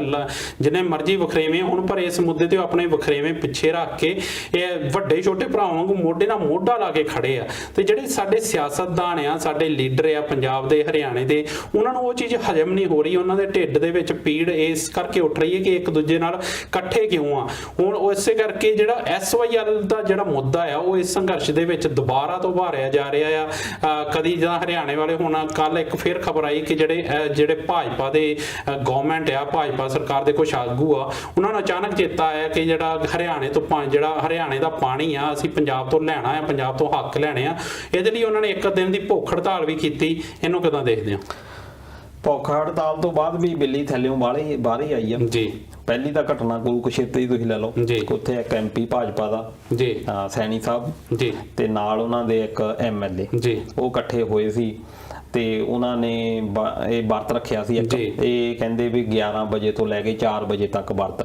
ਵੈਸੇ ਤੁਸੀਂ ਇਦਾਂ ਦਾ ਵਰਤ ਤਾਂ ਮੇਰੇ ਖਿਆਲ ਹਰ ਕੋਈ ਰੱਖਦਾ ਨਾ, ਹਰ ਕੋਈ ਰੱਖ ਲੈਂਦਾ 5 ਘੰਟੇ, ਤੇ ਇਹ ਤਾਂ ਹੈ ਨਹੀਂ ਵੀ ਮੂੰਹ ਚੱਲਦਾ ਹੀ ਰਹਿੰਦਾ ਆ। 5 ਘੰਟੇ ਦਾ ਨਹੀਂ ਵਰਤ ਰੱਖਿਆ ਸੀ, ਵੈਸੇ ਇਹਨਾਂ ਨੇ ਇੱਕ ਦਿਨ ਦਾ ਕਿਹਾ ਸੀ, ਪਰ 11 ਵਜੇ ਤੋਂ 4 ਵਜੇ ਦਾ ਟਾਈਮਿੰਗ ਸੀ। ਪਰ ਮੇਰੇ ਖਿਆਲ ਮੰਤਰੀਆਂ ਕੋਲ ਦਲਜੀਤ ਜੀ ਇੰਨਾ ਵੀ ਮੂੰਹ ਰੱਖਿਆ ਨਹੀਂ ਜਾਂਦਾ, ਇਹਨਾਂ ਦੇ ਕਾਜੂ ਬਦਾਮ ਜਿੱਥੇ ਜਾਣ ਅੱਗੇ ਪਏ ਹੁੰਦੇ। ਹੁਣ ਇਹੀ ਘਟਨਾ ਜਿਹੜੀ ਆ ਕੁਰੂਕਸ਼ੇਤਰ ਦੇ ਵਿੱਚ ਸਾਹਮਣੇ ਆ ਗਈ ਕਿ 5 ਘੰਟੇ ਤੁਸੀਂ ਉੱਥੇ ਬੈਠਣਾ ਜੀ। ਤੋਂ ਪਹਿਲਾਂ ਇਹ ਡਰਾਈ ਫਰੂਟ ਖਾ ਰਹੇ, ਉਹਦੀ ਵੀਡੀਓ ਵਾਇਰਲ ਹੋ ਗਈ। ਉਹ ਪਹਿਲਾਂ ਹੀ ਜਿੱਦਾਂ ਕਹਿ ਲਓ ਕਿ ਇਦਾਂ ਦੀ ਕਹਿ ਲਓ ਕਿ ਬਦਸ਼ਗਨੀ ਇਦਾਂ ਦੀ ਹੋ ਗਈ ਕਿ ਉਹ ਤੋਂ ਅੰਦਾਜ਼ਾ ਤੁਸੀਂ ਲਾਓ ਕਿ ਕਿੰਨੇ ਸੀਰੀਅਸ ਆ। ਇਹ ਆ ਕਿ ਉੱਪਰੋਂ ਹੁਕਮ ਆ ਜਾਂਦੇ ਆ ਜੀ, ਉਹਨੂੰ ਤੁਸੀਂ ਅਪਲਾਈ ਕਰਦੇ ਆ। ਤੇ ਦੂਜੀ ਫਤਿਆਬਾਦ ਦੇ ਵਿੱਚ ਹੀ ਆ ਕਿ ਝੰਡੇ ਉੱਥੇ ਦਿਖਾਏ ਗਏ, ਪੁਲਿਸ ਨੂੰ ਇਹਨਾਂ ਨੂੰ ਸਿਕਿਉਰਿਟੀ ਦੇ ਵਿੱਚ ਬਾਹਰ ਕੱਢਣਾ ਪਿਆ। ਉਦੋਂ ਇਲਾਵਾ ਸਿਰਸੇ ਦਾ MLA, ਰਤੀਆ ਦਾ MLA ਜੀ, ਫਤਿਆਬਾਦ ਦਾ MLA, ਉਹਨਾਂ ਨੇ ਬਾਈਕਾਟ ਕੀਤਾ ਇਹਨਾਂ ਪ੍ਰੋਟੈਸਟ ਦਾ। ਜੀਵਨ ਕਿ ਜਿਹੜੇ MP ਹੈਗੇ ਉੱਥੇ ਬਰਜਿੰਦਰਾ ਸਿੰਘ ਹਿਸਾਰ ਤੋਂ, ਉਹਨਾਂ ਦਾ ਡੈਡੀ ਜਿਹੜਾ ਪਹਿਲਾਂ ਮਿਨਿਸਟਰ ਵੀ ਰਿਹਾ ਆ ਵਰਿੰਦਰ ਸਿੰਘ, ਉਹਨਾਂ ਨੇ ਵੀ ਕਿਹਾ ਵੀ ਮੈਂ ਕਿਸਾਨਾਂ ਦੀ ਸਪੋਰਟ ਕਰੂੰਗਾ। ਇਸ ਕਰਕੇ ਬਹੁਤ ਸਾਰੇ ਥਾਵਾਂ ਦੇ ਉੱਤੇ ਕਿਸਾਨਾਂ ਨੇ ਝੰਡੇ ਵੀ ਦਿਖਾਏ ਆ। ਇਹਨੂੰ ਦੇਖੋ, ਉਹ ਜਿਹੜਾ ਇਹ ਵਰਤ ਵੀ ਰੱਖਿਆ ਗਿਆ ਜਾਂ ਇਹ ਪ੍ਰੋਟੈਸਟ ਵੀ ਰੱਖਿਆ ਗਿਆ BJP ਦੇ ਵੱਲੋਂ, ਉਹ ਇਹੀ ਸੀ ਕਿ ਉੱਪਰੋਂ ਹੁਕਮ ਆਏ ਆ ਜੀ ਕਿ ਉਹ ਅਸੀਂ ਗੋਲਿਆਂ ਦੇ ਵਾਂਗੂ ਪੂਰੇ ਕਰਨੇ। ਬਿਲਕੁਲ, ਤੇ ਉਹਦੇ ਵਿੱਚ ਕੋਈ ਮਾਨਸ਼ਾ ਨਹੀਂ ਸੀ। ਦੂਜੇ ਪਾਸੇ ਭਾਵਨਾਵਾਂ ਆ, ਉਹਨਾਂ ਪਿੱਛੇ ਕੋਈ ਪੋਲੀਟੀਕਲ ਫੋਰਸ ਨਹੀਂ, ਭਾਵੇਂ ਇਹਨੂੰ ਪ੍ਰਚਾਰਿਆ ਜਾਂਦਾ ਜੀ। ਉਹਦੇ ਪਿੱਛੇ ਇਹ ਨਹੀਂ ਹੈਗਾ ਕਿ ਕਾਂਗਰਸ ਨੇ ਕਹਿ ਕੇ ਭੇਜ ਦਿੱਤੇ, ਉਹਨਾਂ ਨੇ ਤਾਂ ਕਾਂਗਰਸ ਨੂੰ ਮੋਹਰੇ ਲਾਇਆ ਹੋਇਆ। ਬੀਬੀ ਜਗੀਰ ਕੌਰ ਇੱਕ ਦਿਨ, ਵੈਸੇ ਮੈਂ ਵੀ ਇੰਟਰਵਿਊ ਸੁਣੀ, ਉਹਨਾਂ ਨੇ ਤਾਂ ਹੋਰ ਤਰ੍ਹਾਂ ਕਹਿਣ ਦਾ ਮਤਲਬ ਸੀ ਕਿ ਸਾਡੇ ਵਿੱਚੋਂ ਸੰਗਤ ਆ ਗਈ ਹੋਈ ਜੀ। ਉਹਦਾ ਜਵਾਬ ਦੇਖ ਲਓ ਵੀ ਕਿੱਦਾਂ ਦਾ ਮਿਲਿਆ। ਬਿਲਕੁਲ, ਤੇ ਬੀਬੀ ਜੀ ਨੂੰ ਬਾਅਦ ਵਿੱਚ ਕਹਿਣਾ ਪਿਆ ਕਿ ਮੇਰਾ ਇਦਾਂ ਦਾ ਕਹਿਣ ਦਾ ਮਤਲਬ ਹੀ ਨਹੀਂ ਸੀ। ਇਸ ਕਰਕੇ ਉਹ ਤੋਂ ਸਾਬਤ ਹੁੰਦਾ ਆ ਵੀ ਇਹ ਕੋਈ ਪੋਲੀਟੀਕਲ ਮੋਟੀਵੇਟਡ ਨਹੀਂ, ਇਹ ਤਾਂ ਭਾਵਨਾਵਾਂ ਦੇ ਉੱਤੇ ਲੋਕ ਨੇ ਜੀ। ਪੋਲੀਟੀਕਲ ਜਿਹੜੇ ਤੁਸੀਂ 1 ਜਾਂ 2 ਦਿਨ ਬਿਠਾ ਸਕਦੇ ਹੋ। ਬਿਲਕੁਲ, ਤੇ ਜਿਹੜੀਆਂ ਭਾਵਨਾਵਾਂ ਆ ਉਹ ਇੰਨੀ ਦੇਰ ਤੱਕ ਜਿਹੜੀਆਂ ਆ ਬਰਕਰਾਰ ਰਹਿੰਦੀਆਂ ਹੁੰਦੀਆਂ। ਬਿਲਕੁਲ, ਕਿਉਂਕਿ ਜਦੋਂ ਇਹ ਅੰਦੋਲਨ ਤੁਰਿਆ ਸੀ ਤਾਂ ਉਦੋਂ ਪੰਜਾਬ ਦੀ ਗੱਲ ਕਰੀਏ ਤਾਂ ਪੰਜਾਬ 'ਚ ਵੀ ਹਰ ਰਾਜਨੀਤਿਕ ਪਾਰਟੀ ਨੇ ਇਹਨੂੰ ਪੋਲੀਟੀਕਲ ਕਰਨ ਦੀ ਕੋਸ਼ਿਸ਼ ਕੀਤੀ ਕੀਤੀ, ਰੰਗਤ ਦੇਣ ਦੀ ਕੋਸ਼ਿਸ਼ ਕੀਤੀ, ਉਹਦਾ ਫਾਇਦਾ ਚੁੱਕਣ ਦੀ ਕੋਸ਼ਿਸ਼ ਕੀਤੀ, ਕਿਸਾਨਾਂ ਦੇ ਹੱਕਾਂ ਦੇ ਵਿੱਚ ਰੈਲੀਆਂ ਕੱਢੀਆਂ, ਟਰੈਕਟਰਾਂ ਦੇ ਸੋਫੇ ਲਵਾ ਕੇ, ਹੋਰ ਵੀ ਬਹੁਤ ਕੁਝ ਕੀਤਾ। ਪਰ ਜਿਹੜੇ ਕਿਸਾਨ ਆ ਉਹਨਾਂ ਨੇ ਇਹਨਾਂ ਨੂੰ ਬਿਲਕੁਲ ਨਕਾਰ ਦਿੱਤਾ। ਉਹਨਾਂ ਨੇ ਕਿਹਾ ਕਿ ਜੇ ਸਾਡਾ ਸਾਥ ਦੇਣਾ ਤਾਂ ਜਿਹੜੀ ਪਿੱਛੇ ਦਰੀ ਆ ਉਹਦੇ ਉੱਤੇ ਆ ਕੇ ਬਹਿ ਜਾਓ, ਤਾਂ ਤੁਹਾਨੂੰ ਸਟੇਜ ਤੋਂ ਬੋਲਣ ਨਹੀਂ ਦਿੱਤਾ ਜਾਊਗਾ। ਮੇਰੇ ਖਿਆਲ ਇਹ ਜਿਹੜੀ ਇਸ ਸੰਘਰਸ਼ ਦੀ ਤਾਕਤ ਵੀ ਇਹੀ ਰਹੀ ਹੈ ਕਿ ਇਹਨੂੰ ਆਮ ਲੋਕ ਜਿਹੜੇ ਆ ਉਹ ਇਕੱਠੇ ਹੋ ਕੇ ਚਲਾ ਰਹੇ ਆ, ਤੇ ਇੱਕ ਤਰੀਕੇ ਨਾਲ ਜਿਹੜੇ ਅਸਲ ਮਾਇਨੇ ਦੇ ਵਿੱਚ ਲੋਕ ਅੰਦੋਲਨ ਆ ਉਹ ਇਸ ਸੰਘਰਸ਼ ਦੀ ਤਾਕਤ ਆ। ਤਾਂ ਕਰਕੇ ਜਿਹੜਾ ਕੋਸ਼ਿਸ਼ ਬਹੁਤ ਵਾਰੀ ਕੀਤੀ ਗਈ ਪਰ ਇਹਨੂੰ ਪੋਲੀਟੀਕਲ ਹੋਣ ਨਹੀਂ ਦਿੱਤਾ ਗਿਆ। ਤੇ ਦਲਜੀਤ ਜੀ, ਇਹਦੇ ਨਾਲ ਨਾਲ ਜਿਹੜਾ ਭਾਜਪਾ ਦੇ ਇੱਕ ਸਾਬਕਾ ਜਿਹੜੇ ਮੰਤਰੀ ਆ, ਕੇਂਦਰੀ ਮੰਤਰੀ ਤੇ ਜਿਹੜੇ ਸੀਨੀਅਰ ਆਗੂ ਬਰਿੰਦਰ ਸਿੰਘ ਹੁਣੀ, ਉਹਨਾਂ ਨੇ ਕਿਸਾਨਾਂ ਦੇ ਹੱਕ ਦੇ ਵਿੱਚ ਨਾਰਾ ਮਾਰਿਆ। ਉਹ ਕਿਸਾਨਾਂ ਦੇ ਹੱਕ 'ਚ ਨਿਤਰੇ ਆ ਤੇ ਉਹ ਕਹਿੰਦੇ ਕਿ ਜਿਹੜੇ ਕਿਸਾਨ ਆ ਇਸ ਵੇਲੇ ਦਿੱਲੀ ਦੀਆਂ ਬਰੂਹਾਂ ਤੇ ਬੈਠੇ, ਉਹ ਆਪਣਾ ਹੱਕ ਮੰਗਣ ਲਈ, ਉਹ ਆਪਣੇ ਜਾਇਜ਼ ਹੱਕ ਮੰਗਣ ਲਈ ਬੈਠੇ ਹੋਏ ਆ। ਤੇ ਮੈਂ ਉਹਨਾਂ ਦੇ ਜਿਹੜੇ ਮੋਰਚੇ ਦੇ ਵਿੱਚ ਵੀ ਸ਼ਾਮਲ ਹੋਊਂਗਾ। ਤੇ ਇਹਨੂੰ ਕਿੱਦਾਂ ਦੇਖਦੇ ਹੋ ਕਿ ਉਹਨਾਂ ਦੇ ਜਿਹੜੇ ਬੀਜੇਪੀ ਜਿਹੜੀ ਵੱਖੋ ਵੱਖਰੇ ਪੈਂਤੜੇ ਅਜਮਾ ਰਹੀ ਆ, ਉਹਨਾਂ ਦੇ ਘਰਾਂ 'ਚੋਂ ਹੀ ਬਗਾਵਤੀ ਸੁਰਾਂ ਉੱਠਣੀਆਂ ਸ਼ੁਰੂ ਹੋ ਗਈਆਂ? ਉਹਨਾਂ ਦੇ ਘਰਾਂ ਚੋਂ ਇਸ ਕਰਕੇ ਬਗਾਵਤਾਂ ਸ਼ੁਰੂ ਹੋ ਗਈਆਂ ਕਿ ਜਿਹੜੇ ਬਰਿੰਦਰ ਸਿੰਘ ਹੁਣੀ ਆ ਜੀ, ਉਹਨਾਂ ਦੇ ਦਾਦਾ ਸੀਗੇ ਸਰ ਛੋਟੂ ਰਾਮ ਹੁਣੀ ਜੀ। ਇਸ ਕਿਸਾਨ ਅੰਦੋਲਨ ਦੇ ਵਿੱਚੋਂ ਇੱਕ ਨਾਮ ਮਨਫੀ ਆ ਸਰ ਛੋਟੂ ਰਾਮ ਹੁਣਾਂ ਦਾ ਜੀ। ਸਰ ਛੋਟੂ ਰਾਮ ਹੁਣੀ ਸੀ ਜਿਨ੍ਹਾਂ ਨੇ ਅੰਗਰੇਜ਼ਾਂ ਦੇ ਨਾਲ ਸੰਘਰਸ਼ ਕਰ ਕਰਕੇ ਇਹ MSP ਦੀ ਲਿਆਂਦੀ ਸੀ ਜੀ। ਅੱਜ ਤੱਕ ਉਹਨਾਂ ਦਾ ਨਾਂ ਨਹੀਂ ਅਜੇ ਤੱਕ ਲਿਆ ਜਾਂਦਾ। ਈਵਨ ਕਿ ਗੋਰੇ ਵੀ ਇੰਨੇ ਜ਼ਿਆਦਾ ਪ੍ਰਭਾਵਿਤ ਸੀ ਕਿ ਉਹਨਾਂ ਨੂੰ ਸਰ ਦਾ ਖਿਤਾਬ ਦਿੱਤਾ ਹੋਇਆ ਸੀ ਜੀ। ਫਿਰ ਆਪਾਂ ਜਿਹੜੀਆਂ ਮਾਰਕੀਟਿੰਗ ਕਮੇਟੀਆਂ ਦੀ ਗੱਲ ਕਰ ਲਈਏ, ਕੋਈ ਇੱਕ ਪ੍ਰੋਗਰਾਮ ਆਪਾਂ ਬਣਾਵਾਂਗੇ ਇੰਡਸ ਟੀਵੀ ਦੇ ਉੱਤੇ ਵੀ ਉਹਨਾਂ ਦੇ ਬਾਬਤ ਜੀ, ਕਿ ਸਰ ਛੋਟੂ ਰਾਮ ਦੇ ਬਾਰੇ ਵੀ ਗੱਲ ਹੋਵੇ। ਬਿਲਕੁਲ। ਇਸ ਕਰਕੇ ਉਦੋਂ ਇਹ ਹੋ ਜਾਂਦਾ ਅਹਿਮ ਜਦੋਂ ਕੋਈ ਗੱਲ ਕਰਦਾ ਕਿ ਫਿਰ ਉਸ ਤੋਂ ਬਾਅਦ ਪ੍ਰਚਾਰ ਇਹ ਹੋਣਾ ਸ਼ੁਰੂ ਹੋ ਜਾਂਦਾ ਵੀ ਦੇਖ ਤੇਰਾ ਦਾਦਾ ਆਹ ਕੰਮ ਕਰਦਾ ਸੀ ਤੇ ਤੂੰ ਕੀ ਕਰਦਾ। ਬਿਲਕੁਲ। ਫਿਰ ਉਹ ਇੱਕ ਅੰਦਰੋਂ ਆਵਾਜ਼ ਆਉਂਦੀ ਆ ਜੀ। ਫਿਰ ਉਹ ਕਹਿੰਦਾ ਵੀ ਨਹੀਂ ਬਈ ਮੈਨੂੰ ਵੀ ਕਹਿਣਾ ਹੀ ਪੈਣਾ ਜੀ, ਮੈਨੂੰ ਵੀ ਉਹ ਕਰਨਾ ਪੈਣਾ ਕਿਉਂਕਿ ਉਹਨਾਂ ਦੀਆਂ ਕੁਰਬਾਨੀਆਂ ਬਹੁਤ ਵੱਡੀਆਂ। ਬਿਲਕੁਲ। ਫਿਰ ਉਹ ਬੁੱਤ ਦੇ ਅੱਗੇ ਜਾ ਕੇ ਜਿੱਥੇ ਇਹਨਾਂ ਨੇ ਜਿਹੜਾ ਨੀਂਹ ਪੱਥਰ ਆ ਉਸ ਬੁੱਤ ਦਾ ਸਰ ਛੋਟੂ ਰਾਮ ਦਾ, ਉਹ ਨਰਿੰਦਰ ਮੋਦੀ ਉਹਨਾਂ ਨੇ ਰੱਖਿਆ ਸੀ। ਉਸੇ ਬੁੱਤ ਦੇ ਜਾ ਕੇ ਉਹਨਾਂ ਨੇ ਕਿਹਾ ਸਾਂਪਲਾ ਦੇ ਵਿੱਚ ਕਿ ਅਸੀਂ ਜਿਹੜਾ ਆ ਉਹਨਾਂ ਕਿਸਾਨਾਂ ਦੇ ਨਾਲ ਹੱਕ ਦੇ ਵਿੱਚ ਆ, ਕਿਸਾਨਾਂ ਦੇ ਜੋ ਮੰਗਾਂ ਹੈਗੀਆਂ ਆ ਉਹ ਜਾਇਜ਼ ਹੈਗੀਆਂ। ਇਸ ਕਰਕੇ ਬਰਿੰਦਰ ਸਿੰਘ ਹੋਣਾ ਦਾ ਇਦਾਂ ਆਉਣਾ, ਕੱਲੇ ਬਰਿੰਦਰ ਸਿੰਘ ਹੋਣੇ ਨਹੀਂ, ਬਾਕੀ ਵੀ ਜਿਹੜੀਆਂ ਜਿੱਦਾਂ ਮੈਂ ਪਹਿਲਾਂ ਦੱਸਿਆ ਹੈ ਕਿ MLA MP ਬਹੁਤ ਸਾਰੇ ਜਿਹੜੇ ਆ ਉਹ, ਕਿਉਂਕਿ ਹੁਣ ਅੱਗੇ ਵੋਟਾਂ ਦੇ ਵਿੱਚ ਵੀ ਜਾਣਾ, ਜਿਸ ਤਰ੍ਹਾਂ ਦੇ ਨਾਲ ਹਰਿਆਣਾ ਦੇ ਵਿੱਚ ਖਾਸ ਤੌਰ ਤੇ ਖਾਪ ਪੰਚਾਇਤਾਂ ਬਹੁਤ ਜ਼ਿਆਦਾ ਗੁੱਸੇ ਦੇ ਵਿੱਚ ਨੇ ਜੀ। ਉਸ ਤੋਂ ਬਾਅਦ ਉਹਨਾਂ ਨੂੰ ਲੱਗਦਾ ਇਸੇ ਕਰਕੇ ਫਤਿਆਬਾਦ ਤੇ ਸੈਰਸਾ ਤੇ ਰਤੀਆ ਦੇ MLA ਜਿਹੜੇ ਕੱਲ ਪ੍ਰੋਟੈਸਟ ਦੇ ਵਿੱਚ ਗਏ ਨਹੀਂ ਜੀ, ਤੇ ਉਸ ਤੋਂ ਬਾਅਦ ਇਹ ਲੱਗਦਾ ਆ ਕਿ ਉਹ ਵੀ ਸੋਚ ਰਹੇ ਆ, ਜਿਹੜੇ ਗਏ ਵੀ ਹੋਏ ਆ ਜੀ, ਉਹਨਾਂ ਦੀਆਂ ਵੀ ਜਿਹੜੀਆਂ ਭਾਵਨਾਵਾਂ ਆ ਉਹ ਘੱਟੋ ਘੱਟ ਜ਼ਰੂਰ ਸੋਚਦੇ ਆ ਜ਼ਰੂਰ ਹੋਣਗੇ ਕਿ ਸਾਨੂੰ ਹੁਣ ਡਿਸੀਜਨ ਜਿਹੜਾ ਕੀ ਲੈਣਾ ਚਾਹੀਦਾ। ਡਾਇਲੇਮਾ ਜ਼ਰੂਰ ਹੈਗਾ। ਬਿਲਕੁਲ। ਸੋ ਪਰ ਦਲਜੀਤ ਜੀ, ਗੱਲ ਤਾਂ ਇਹ ਹੈ ਕਿ ਡੁੱਬੀ ਤਾਂ ਕਿ ਸਾਹ ਨਹੀਂ ਆਇਆ। ਜਿਹੜੇ ਸਾਡੇ ਕਿਸਾਨ ਆ ਪੰਜਾਬ ਤੇ ਹਰਿਆਣੇ ਤੋਂ ਉੱਠ ਕੇ ਜਿਹਨੂੰ ਆਪਣੀ ਗਹਾਰ ਸੁਣਾਉਣ ਲਈ ਦਿੱਲੀ ਪਹੁੰਚੇ ਹੋਏ ਆ, ਜਿਹਦੇ ਕੰਨਾਂ ਦੀ ਜਿਹੜੀ ਆਵਾਜ਼ ਆ, ਕੰਨਾਂ ਤੱਕ ਆਵਾਜ਼ ਪੰਜਾਬ ਤੋਂ ਨਹੀਂ ਪਹੁੰਚੀ, ਉਹ ਦਿੱਲੀ ਪਹੁੰਚੇ ਹੋਏ ਆ। ਤੇ ਉਹ ਜਿਹੜਾ ਆਪਣੇ ਆਪ ਨੂੰ ਚੌਕੀਦਾਰ ਕਹਿੰਦਾ ਸੀ ਦੇਸ਼ ਦਾ, ਮੈਨੂੰ ਤਾਂ ਲੱਗਦਾ ਕਿ ਜਿਹੜਾ ਉਹ ਆਪਣਾ ਜਿਹੜਾ ਚੌਕੀਦਾਰਾ ਛੱਡ ਕੇ ਆਪਣਾ ਡੇਰਾ, ਜਿਹੜਾ ਡੰਡਾ ਡੇਰਾ ਚੁੱਕ ਕੇ, ਖਾਸ ਉਹਨਾਂ ਨੂੰ ਵਿਦੇਸ਼ ਘੁੰਮਣ ਦੀ ਕਾਫੀ ਆਦਤ ਆ, ਤਾਂ ਮੈਨੂੰ ਲੱਗਦਾ ਉਹ ਵੀ ਕਿਸੇ ਵਿਦੇਸ਼ 'ਚ ਪਹੁੰਚ ਗਏ ਆ। ਕਿਉਂਕਿ ਪਿਛਲੇ 25 ਦਿਨਾਂ ਤੋਂ ਜਿਹੜੇ ਸਰਦ ਰਾਤਾਂ ਦੇ ਵਿੱਚ ਟਰਾਲੀਆਂ ਦੇ ਥੱਲੇ ਸੜਕਾਂ ਦੇ ਉੱਤੇ ਸੌਣ ਵਾਲੇ ਕਿਸਾਨ ਆ, ਉਹ ਅਜੇ ਤੱਕ ਨਹੀਂ ਉਹਨਾਂ ਨੂੰ ਦਿਸ ਰਹੇ। ਤੇ ਉਹ ਅਜੇ ਵੀ ਉਹਨਾਂ ਦਾ ਬਿਆਨ ਇਦਾਂ ਦੇ ਆ ਰਹੇ ਕਿ ਜਿਹੜੇ ਕਾਨੂੰਨ ਆ ਇਹ ਤਾਂ ਬਹੁਤ ਕਿਸਾਨਾਂ ਦੀ ਭਲਾਈ ਲਈ ਆ, ਕਿਸਾਨਾਂ ਨੂੰ ਇਹਦੇ ਜਿਹੜੇ ਫਾਇਦੇ ਆ ਉਹ ਮਿਲਣ ਵੀ ਲੱਗ ਪਏ ਆ, ਤੇ ਇਹ ਜਿਹੜੇ ਭਾਰਤ ਨੂੰ ਆਤਮ ਨਿਰਭਰ ਕਰਨਗੇ। ਮੋਦੀ ਸਾਹਿਬ ਦੀ ਮੈਂ ਗੱਲ ਕਰ ਰਿਹਾ, ਉਹਨਾਂ ਨੂੰ ਕਿੱਦਾਂ ਦੇਖਦੇ ਹੋ? ਉਹਨਾਂ ਨੇ ਪਿਛਲੀ ਵਾਰ ਜਦੋਂ ਮਨ ਕੀ ਬਾਤ ਕੀਤੀ ਸੀ ਉਹ 'ਚ 2-4 ਨਾਂ ਗਣਾਏ ਸੀ ਕਿ ਇਹਨਾਂ ਨੂੰ ਬਹੁਤ ਫਾਇਦਾ ਹੋ ਗਿਆ, ਇਹਨਾਂ ਨੂੰ ਬਹੁਤ ਫਾਇਦਾ ਹੋ ਗਿਆ ਜੀ। ਪਰ ਮੈਜੋਰਟੀ ਜਿਹੜੀ ਆਪਾਂ ਦੇਖੀ ਹੈ ਅੱਜ ਵੀ ਕਿਸਾਨੀ ਦੇ ਨਾਲ, ਚਾਹੇ ਰਲ ਲਈਏ ਚਾਹੇ ਵਪਾਰੀਆਂ ਦੇ, ਅਸੀਂ ਨੋਟਬੰਦੀ ਦੀ ਗੱਲ ਕਰ ਲਈਏ, ਨੋਟਬੰਦੀ ਤੋਂ ਬਾਅਦ ਵਪਾਰੀਆਂ ਦਾ ਕੀ ਹਾਲ ਹੈ ਤੁਸੀਂ ਜਾ ਕੇ ਦੁਕਾਨਦਾਰਾਂ ਤੋਂ ਪੁੱਛੋ ਕਿ ਕੀ ਹਾਲਾਤ ਹੋ ਚੁੱਕੇ ਆ।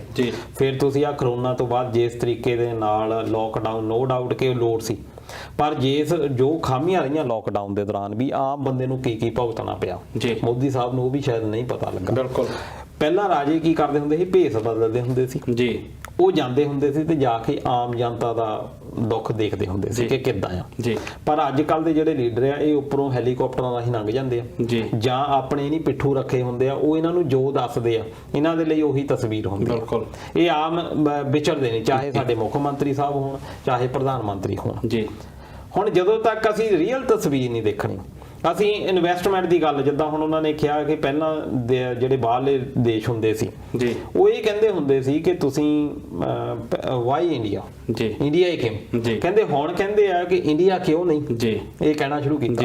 ਪਰ ਮੋਦੀ ਸਾਹਿਬ ਨੂੰ ਇਹ ਪਤਾ ਹੋਣਾ ਚਾਹੀਦਾ ਆ ਕਿ ਆ ਕਰੋਨਾ ਕਾਲ ਦੇ ਵਿੱਚ ਹੀ ਕਾਟਨ ਜਿਹੜਾ ਕਿ ਆਪਣੇ ਕਪਾਹ ਦੀ ਜਾਂ ਕੱਪੜਿਆਂ ਦੀ ਯੋਗ ਆ, ਪਾਕਿਸਤਾਨ ਉਹ ਤੋਂ ਬਹੁਤ ਅੱਗੇ ਨਿਕਲ ਚੁੱਕਾ, ਸਾਨੂੰ ਬਹੁਤ ਪਿੱਛੇ ਛੱਡ ਚੁੱਕਾ। ਉਹ ਪਤਾ ਨਹੀਂ ਅਸੀਂ ਕਦੋਂ ਉਹਨਾਂ ਦੇ ਨਾਲ ਰਲਣਾ, ਅੱਜ ਤੱਕ ਅਸੀਂ ਕਦੀ ਅੱਗੇ ਨਹੀਂ ਸੀ ਉਹਨੂੰ ਅੱਗੇ ਨਹੀਂ ਸੀ ਨਿਕਲਣ ਦਿੱਤਾ ਜੀ। ਹੁਣ ਇਹਦਾ ਅੰਦਾਜ਼ਾ ਤੁਸੀਂ ਲਗਾ ਲਓ ਕਿ ਇਨਵੈਸਟਮੈਂਟ ਕਿਹੜੇ ਕਿਹੜੇ ਦੇਸ਼ਾਂ ਦੇ ਵਿੱਚ ਹੋ ਰਹੀ ਆ। ਬੰਗਲਾਦੇਸ਼ ਦੀ GDP, ਉੱਥੇ ਦਾ ਇਨਵੈਸਟਮੈਂਟ ਦੇਖ ਲਓ, ਪਤਾ ਨਹੀਂ ਕਿਹੜੇ ਅੰਕੜਿਆਂ ਦੇ ਆਧਾਰ ਦੇ ਉੱਤੇ ਉਹਨਾਂ ਨੇ ਕਹਿ ਦਿੱਤਾ ਜੀ। ਸਾਨੂੰ ਇਹ ਦੇਖਣਾ ਪੈਣਾ ਕਿ ਉਹ ਛੋਟੇ ਮੁਲਕ ਨੇ। ਸਾਡਾ ਜਿਹੜਾ ਕੰਪੈਰੀਜ਼ਨ ਆ ਉਹ ਹੁਣ ਪਾਕਿਸਤਾਨ ਨਾਲ ਜਾਂ ਨੇਪਾਲ ਦੇ ਨਾਲ, ਸ਼੍ਰੀਲੰਕਾ ਦੇ ਨਾਲ ਜਾਂ ਬੰਗਲਾਦੇਸ਼ ਦੇ ਨਾਲ, ਇਹਨਾਂ ਨਾਲ ਕਰਨਾ ਛੱਡ ਦੋ ਜੀ। ਸਾਡਾ ਜਿਹੜਾ ਕੰਪੈਰੀਜ਼ਨ ਹੋਣਾ ਚਾਹੀਦਾ ਡਿਵੈਲਪ ਕੰਟਰੀਆਂ ਦੇ ਨਾਲ। ਜੋ ਅਸੀਂ ਕਹਿ ਰਹੇ ਹਾਂ ਕਿ ਸਾਡੀ ਕੰਟਰੀ ਬਹੁਤ ਅੱਗੇ ਹੈ, ਫਿਰ ਤੁਸੀਂ ਜਾਪਾਨ ਦੇ ਨਾਲ ਕੰਪੈਰੀਜ਼ਨ ਕਰੋ, ਆਸਟ੍ਰੇਲੀਆ ਦੇ ਨਾਲ ਕਰੋ, ਅਮਰੀਕਾ ਕੈਨੇਡਾ ਦੇ ਨਾਲ ਕਰੋ, ਯੂਰਪੀਅਨ ਕੰਟਰੀਜ਼ ਦੇ ਨਾਲ ਕਰੋ ਜੀ, ਜਾਂ ਅਰਬ ਕੰਟਰੀਆਂ ਦੇ ਨਾਲ ਕਰੋ ਜਿਨ੍ਹਾਂ ਦੇ ਕੋਲ ਤੇਲ ਤੋਂ ਇਲਾਵਾ ਕਿੱਥੋਂ ਕਿੱਥੋਂ ਉਹਨਾਂ ਨੇ ਰਿਸੋਰਸਸ ਕੱਢੇ ਹੋਏ ਆ ਜੀ। ਸਾਡੇ ਕੋਲ ਤਾਂ ਹੈ ਹੀ ਬਹੁਤ ਕੁਝ ਹੈਗਾ। ਇਸ ਕਰਕੇ ਮੋਦੀ ਸਰਕਾਰ ਨੂੰ ਇਹ ਜਿਹੜੇ ਅੰਕੜੇ ਆ ਉਹ ਤੱਥਾਂ ਦੇ ਆਧਾਰ ਦੇ ਉੱਤੇ ਦੇਣੇ ਚਾਹੀਦੇ ਆ ਕਿ ਤੁਹਾਡੇ ਹਰ ਵਰਗ ਦੇ ਵਿੱਚ ਕੁਛ ਨਾ ਕੁਛ ਖੜੋਤ ਜਿਹੜੀ ਆ ਜ਼ਰੂਰ ਆਈ ਆ, ਜ਼ਰੂਰ ਉਹਦੇ ਉੱਤੇ ਆਤਮ ਚਿੰਤਨ ਕਰਨਾ ਚਾਹੀਦਾ।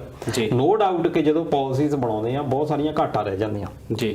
ਹੋ ਸਕਦਾ ਹੈ ਕਿ ਉਹਨਾਂ ਦੇ ਦਿਲ ਦੇ ਵਿੱਚ ਹੋਵੇ ਕਿ ਮੈਂ ਕੁਝ ਚੰਗਾ ਕਰਨਾ ਜੀ, ਪਰ ਜੇ ਤੁਹਾਨੂੰ ਪਤਾ ਲੱਗਦਾ ਹੈ ਕਿ ਉਹ ਜਿਹੜੇ ਜਿਨ੍ਹਾਂ ਦੇ ਚੰਗਾ ਕਰਨਾ ਆ ਉਹ ਰੈਡੀ ਨਹੀਂ ਹੈਗੇ ਉਸ ਕੰਮ ਦੇ ਲਈ, ਫਿਰ ਤੁਹਾਨੂੰ ਉਹਦੇ ਉੱਤੇ ਆਤਮ ਚਿੰਤਨ ਕਰਨਾ ਚਾਹੀਦਾ। ਬਿਲਕੁਲ, ਜਿੱਦਾਂ ਤੁਸੀਂ ਕਿਹਾ ਕਿ ਜਿਹੜੇ ਉਹਨਾਂ ਨੇ ਰੱਖੇ ਹੋਏ ਆ ਬੰਦੇ ਆਸ-ਪਾਸ, ਜੋ ਉਹਨਾਂ ਨੂੰ ਦੱਸਦੇ ਉਹੀ ਤਸਵੀਰ ਜਿਹੜੀ ਆ ਉਹ ਸੱਚ ਸਮਝਦੇ ਆ। ਮੇਰੇ ਖਿਆਲ ਜਿਹੜੇ ਬੰਦੇ ਆ ਉਹਨਾਂ ਨੂੰ ਸ਼ਾਇਦ ਕਿਸਾਨਾਂ ਨੇ ਪਿਛਲੇ 25 ਦਿਨਾਂ ਤੋਂ ਕੀ ਉਹ ਝੱਲ ਰਹੇ ਆ ਸੜਕਾਂ ਤੇ ਬਹਿ ਕੇ, ਉਹ ਸ਼ਾਇਦ ਦੱਸਣ ਚ ਅਸਫਲ ਰਹੇ ਆ। ਪਰ ਜਿਹੜਾ ਅੰਬਾਨੀਆਂ ਦੇ ਪੋਤਾ ਹੋਇਆ ਉਹ ਅਗਲੇ ਦਿਨ ਹੀ ਖਬਰ ਪਹੁੰਚ ਗਈ ਤੇ ਅਗਲੇ ਦਿਨ ਮੋਦੀ ਸਾਹਿਬ ਉੱਥੇ ਪਹੁੰਚੇ ਆ।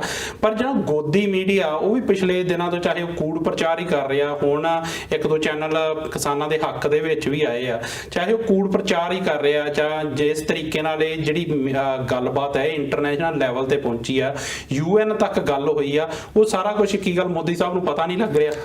ਦੇਖੋ ਹੁਣ ਆਪਾਂ ਜਿਹੜਾ IT ਸੈੱਲ ਦੇ ਇਹਨਾਂ ਦੇ ਦੇਖ ਲਓ ਕਿ ਜਿਹੜੇ ਉਹਨਾਂ ਦੇ ਪਾਉਂਦੇ ਆ, ਪੋਸਟ ਵੀ ਪਾਉਂਦੇ ਆ, ਬਹੁਤ ਸਾਰੇ ਆਪਣੇ ਵੀਰ ਉਲਝਦੇ ਵੀ ਆ ਉਹਨਾਂ ਦੇ ਨਾਲ। ਉਲਝਣ ਦਾ ਫਾਇਦਾ ਕੋਈ ਨਹੀਂ, ਬਹੁਤ ਸਾਰੇ ਬਹੁਤ ਮੰਦੀ ਭਾਸ਼ਾ ਵੀ ਬੋਲਦੇ ਆ, ਆਪਣੇ ਵਾਲੇ ਪਾਸੇ ਵੀ ਬੋਲਦੇ ਆ, ਉਧਰੋਂ ਹੀ ਬੋਲਦੇ ਆ ਜੀ। ਇਹ ਗੱਲਾਂ ਵਧੀਆ ਨਹੀਂ। ਅਸੀਂ ਇੱਕ ਦੇਸ਼ ਦੇ ਵਾਸੀ ਆ, ਸਾਨੂੰ ਇਹ ਦੇਖਣਾ ਚਾਹੀਦਾ ਕਿ ਇੱਕ ਦੂਜੇ ਦੀ ਰਿਸਪੈਕਟ ਕਰਨੀ ਜਿਹੜੀ ਬਹੁਤ ਜ਼ਰੂਰੀ ਆ ਜੀ। ਪਰ ਦਿਖਾਇਆ ਕੀ ਜਾਂਦਾ ਹੁਣ ਉਹਦੇ ਵਿੱਚ IT ਵਿੰਗ ਵਿੱਚ ਵੀ ਦੇਖੋ ਕਿ ਉਹ ਦਿਖਾਇਆ ਜਾਂਦਾ ਕਿ ਬਦਾਮ ਦਿਖਾ ਦਿੱਤੇ ਜਾਂਦੇ ਖਾਂਦੇ। ਹੁਣ ਜਿੱਦਾਂ ਤੁਸੀਂ ਗੱਲ ਕੀਤੀ ਆ ਟਰਾਲੀਆਂ ਥੱਲੇ ਸੁੱਤੇ ਪਏ, ਉਹ ਥੋੜੀ ਦਿਖਾਏ। ਬਿਲਕੁਲ, ਹੁਣ ਉਹ ਚੀਜ਼ਾਂ ਦਿਖਾ ਦੇਣੀਆਂ ਜਿਹੜੀਆਂ ਕਿ ਦੂਜੇ ਵਰਗ ਨੂੰ, ਮੈਜੋਰਟੀ ਨੂੰ ਪ੍ਰਭਾਵਿਤ ਕਰਨ ਜੀ। ਇਹ ਤਾਂ ਇੱਕ ਐਂਗਲ ਆ ਕਿ ਤੁਸੀਂ ਕਿਸ ਤਰੀਕੇ ਦੇ ਨਾਲ ਦੇਖਣਾ ਜੀ। ਇਹ ਜਿਹੜਾ ਐਂਗਲ ਆ ਉਹ ਮੀਡੀਆ ਨੇ ਤੁਹਾਡੇ ਤੱਕ ਦਿਖਾਉਣਾ। ਪਰ ਇਹ ਖੁਸ਼ਕਿਸਮਤੀ ਕਹਿ ਲਓ ਕਿ ਪੰਜਾਬੀ ਮੀਡੀਆ, ਖਾਸ ਤੌਰ ਤੇ ਜਿਹੜੇ ਵਿਦੇਸ਼ਾਂ ਦਾ ਮੀਡੀਆ, ਉਹਨੇ ਬਹੁਤ ਵਧੀਆ ਇਹਨੂੰ ਕੀਤਾ, ਤੇ ਨਾਲ ਦੀ ਨਾਲ ਸੋਸ਼ਲ ਮੀਡੀਆ। ਪਰ ਦਲਜੀਤ ਜੀ, ਜਦੋਂ ਇੱਕ ਦੇਸ਼ ਦਾ ਸ਼ਾਸਕ ਜਿਹੜਾ ਜਿਹੜੇ ਲੋਕ ਆ ਇਸ ਭਾਰੀ ਮਾਤਰਾ ਦੇ ਵਿੱਚ ਉਹਦੇ ਬਰੂਹਾਂ ਤੇ ਬੈਠੇ ਹੋਣ, ਆਪਣੀ ਗੁਹਾਰ ਲਾ ਰਹੇ ਹੋਣ ਕਿ ਅਸੀਂ ਬਹੁਤ ਦੁਖੀ ਆ, ਅਸੀਂ ਮਰ ਚੱਲੇ ਆ, ਤੁਸੀਂ ਇਦਾਂ ਦੇ ਕਾਨੂੰਨ ਜਿਹੜੇ ਆ ਉਹ ਵਾਪਸ ਲਾਓ, ਤੇ ਉਸ ਜਿਹੜਾ ਉਹ ਸ਼ਾਸਕ ਆ ਬਿਲਕੁਲ ਬੇਖਬਰ ਹੋਣਾ, ਉਹਨਾਂ ਨਾਲ ਮਿਲਣ ਲਈ ਇੱਕ ਦਿਨ ਦਾ ਟਾਈਮ ਹੀ ਨਹੀਂ ਕੱਢ ਸਕਿਆ, ਉਹ ਬਹੁਤ ਜ਼ਿਆਦਾ ਖਤਰਨਾਕ ਆ ਜੀ। ਬਿਲਕੁਲ ਜੀ, ਬਿਲਕੁਲ। ਤੇ ਇਹਦੇ ਨਾਲ ਦਲਜੀਤ ਜੀ ਆਪਾਂ ਕੀਤੀ ਸੋਸ਼ਲ ਮੀਡੀਆ ਦੀ ਗੱਲ ਤੇ ਗੋਦੀ ਮੀਡੀਆ ਦੀ, ਪਰ ਹੁਣ ਕਿਸਾਨਾਂ ਵੱਲੋਂ ਵੀ ਇੱਕ IT ਸੈੱਲ ਬਣਾਇਆ ਗਿਆ। ਮੈਂ ਚਾਹੁੰਦਾ ਕਿ ਆਪਾਂ ਜਾਂਦੇ ਉਹਦੀ ਵੀ ਗੱਲਬਾਤ ਜ਼ਰੂਰ ਕਰੀਏ।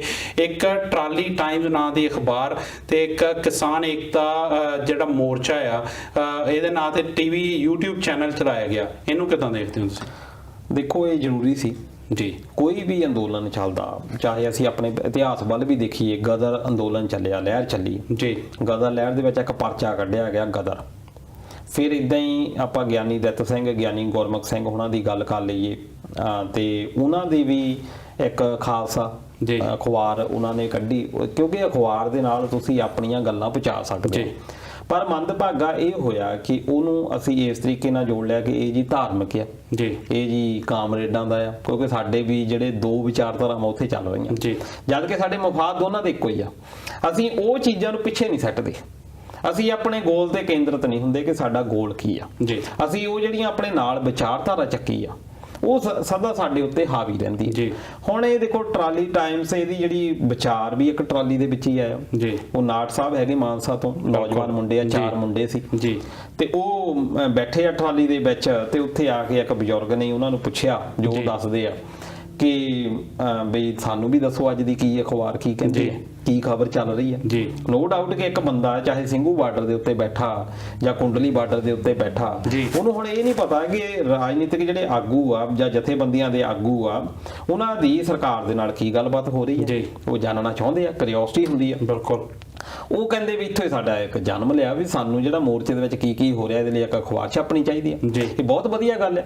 ਚਾਹੇ ਅਸੀਂ ਆਪਣਾ ਬਾਜ਼ਾਰ ਪਬਲੀਕੇਸ਼ਨ ਦੀ ਗੱਲ ਕਰ ਲਈਏ, ਜਿਹੜਾ ਅੱਜ ਕੱਲ ABP ਕਹਿ ਦਿੰਦੇ ਆ, ਛੋਟਾ ਨਾਮ ABP, ਇਹ ਪੁਰਾਣੀਆਂ ਇਹ ਅਖਬਾਰਾਂ ਹੁੰਦੀਆਂ ਸੀ ਜਿਹੜੀਆਂ ਅੰਦੋਲਨਾਂ ਦੇ ਵਿੱਚੋਂ ਜਾਂ ਸਰਕਾਰ ਦੇ ਖਿਲਾਫ ਗੱਲਾਂ ਕਰਦੀਆਂ ਸੀ। ਈਵਨ ਕਿ ਆਪਾਂ ਹਿੰਦੁਸਤਾਨ ਟਾਈਮਸ ਦੀ ਗੱਲ ਕਰ ਲਈਏ, ਇਹ ਹੁੰਦਾ ਆ ਕਿ ਮੀਡੀਆ ਤੁਹਾਡਾ ਆਪਣਾ ਹੋਣਾ ਚਾਹੀਦਾ, ਜਿੱਦਾਂ ਆਪਾਂ ਇੱਕ ਪਾਸੇ ਗੱਲ ਕਰਦੇ ਹਾਂ।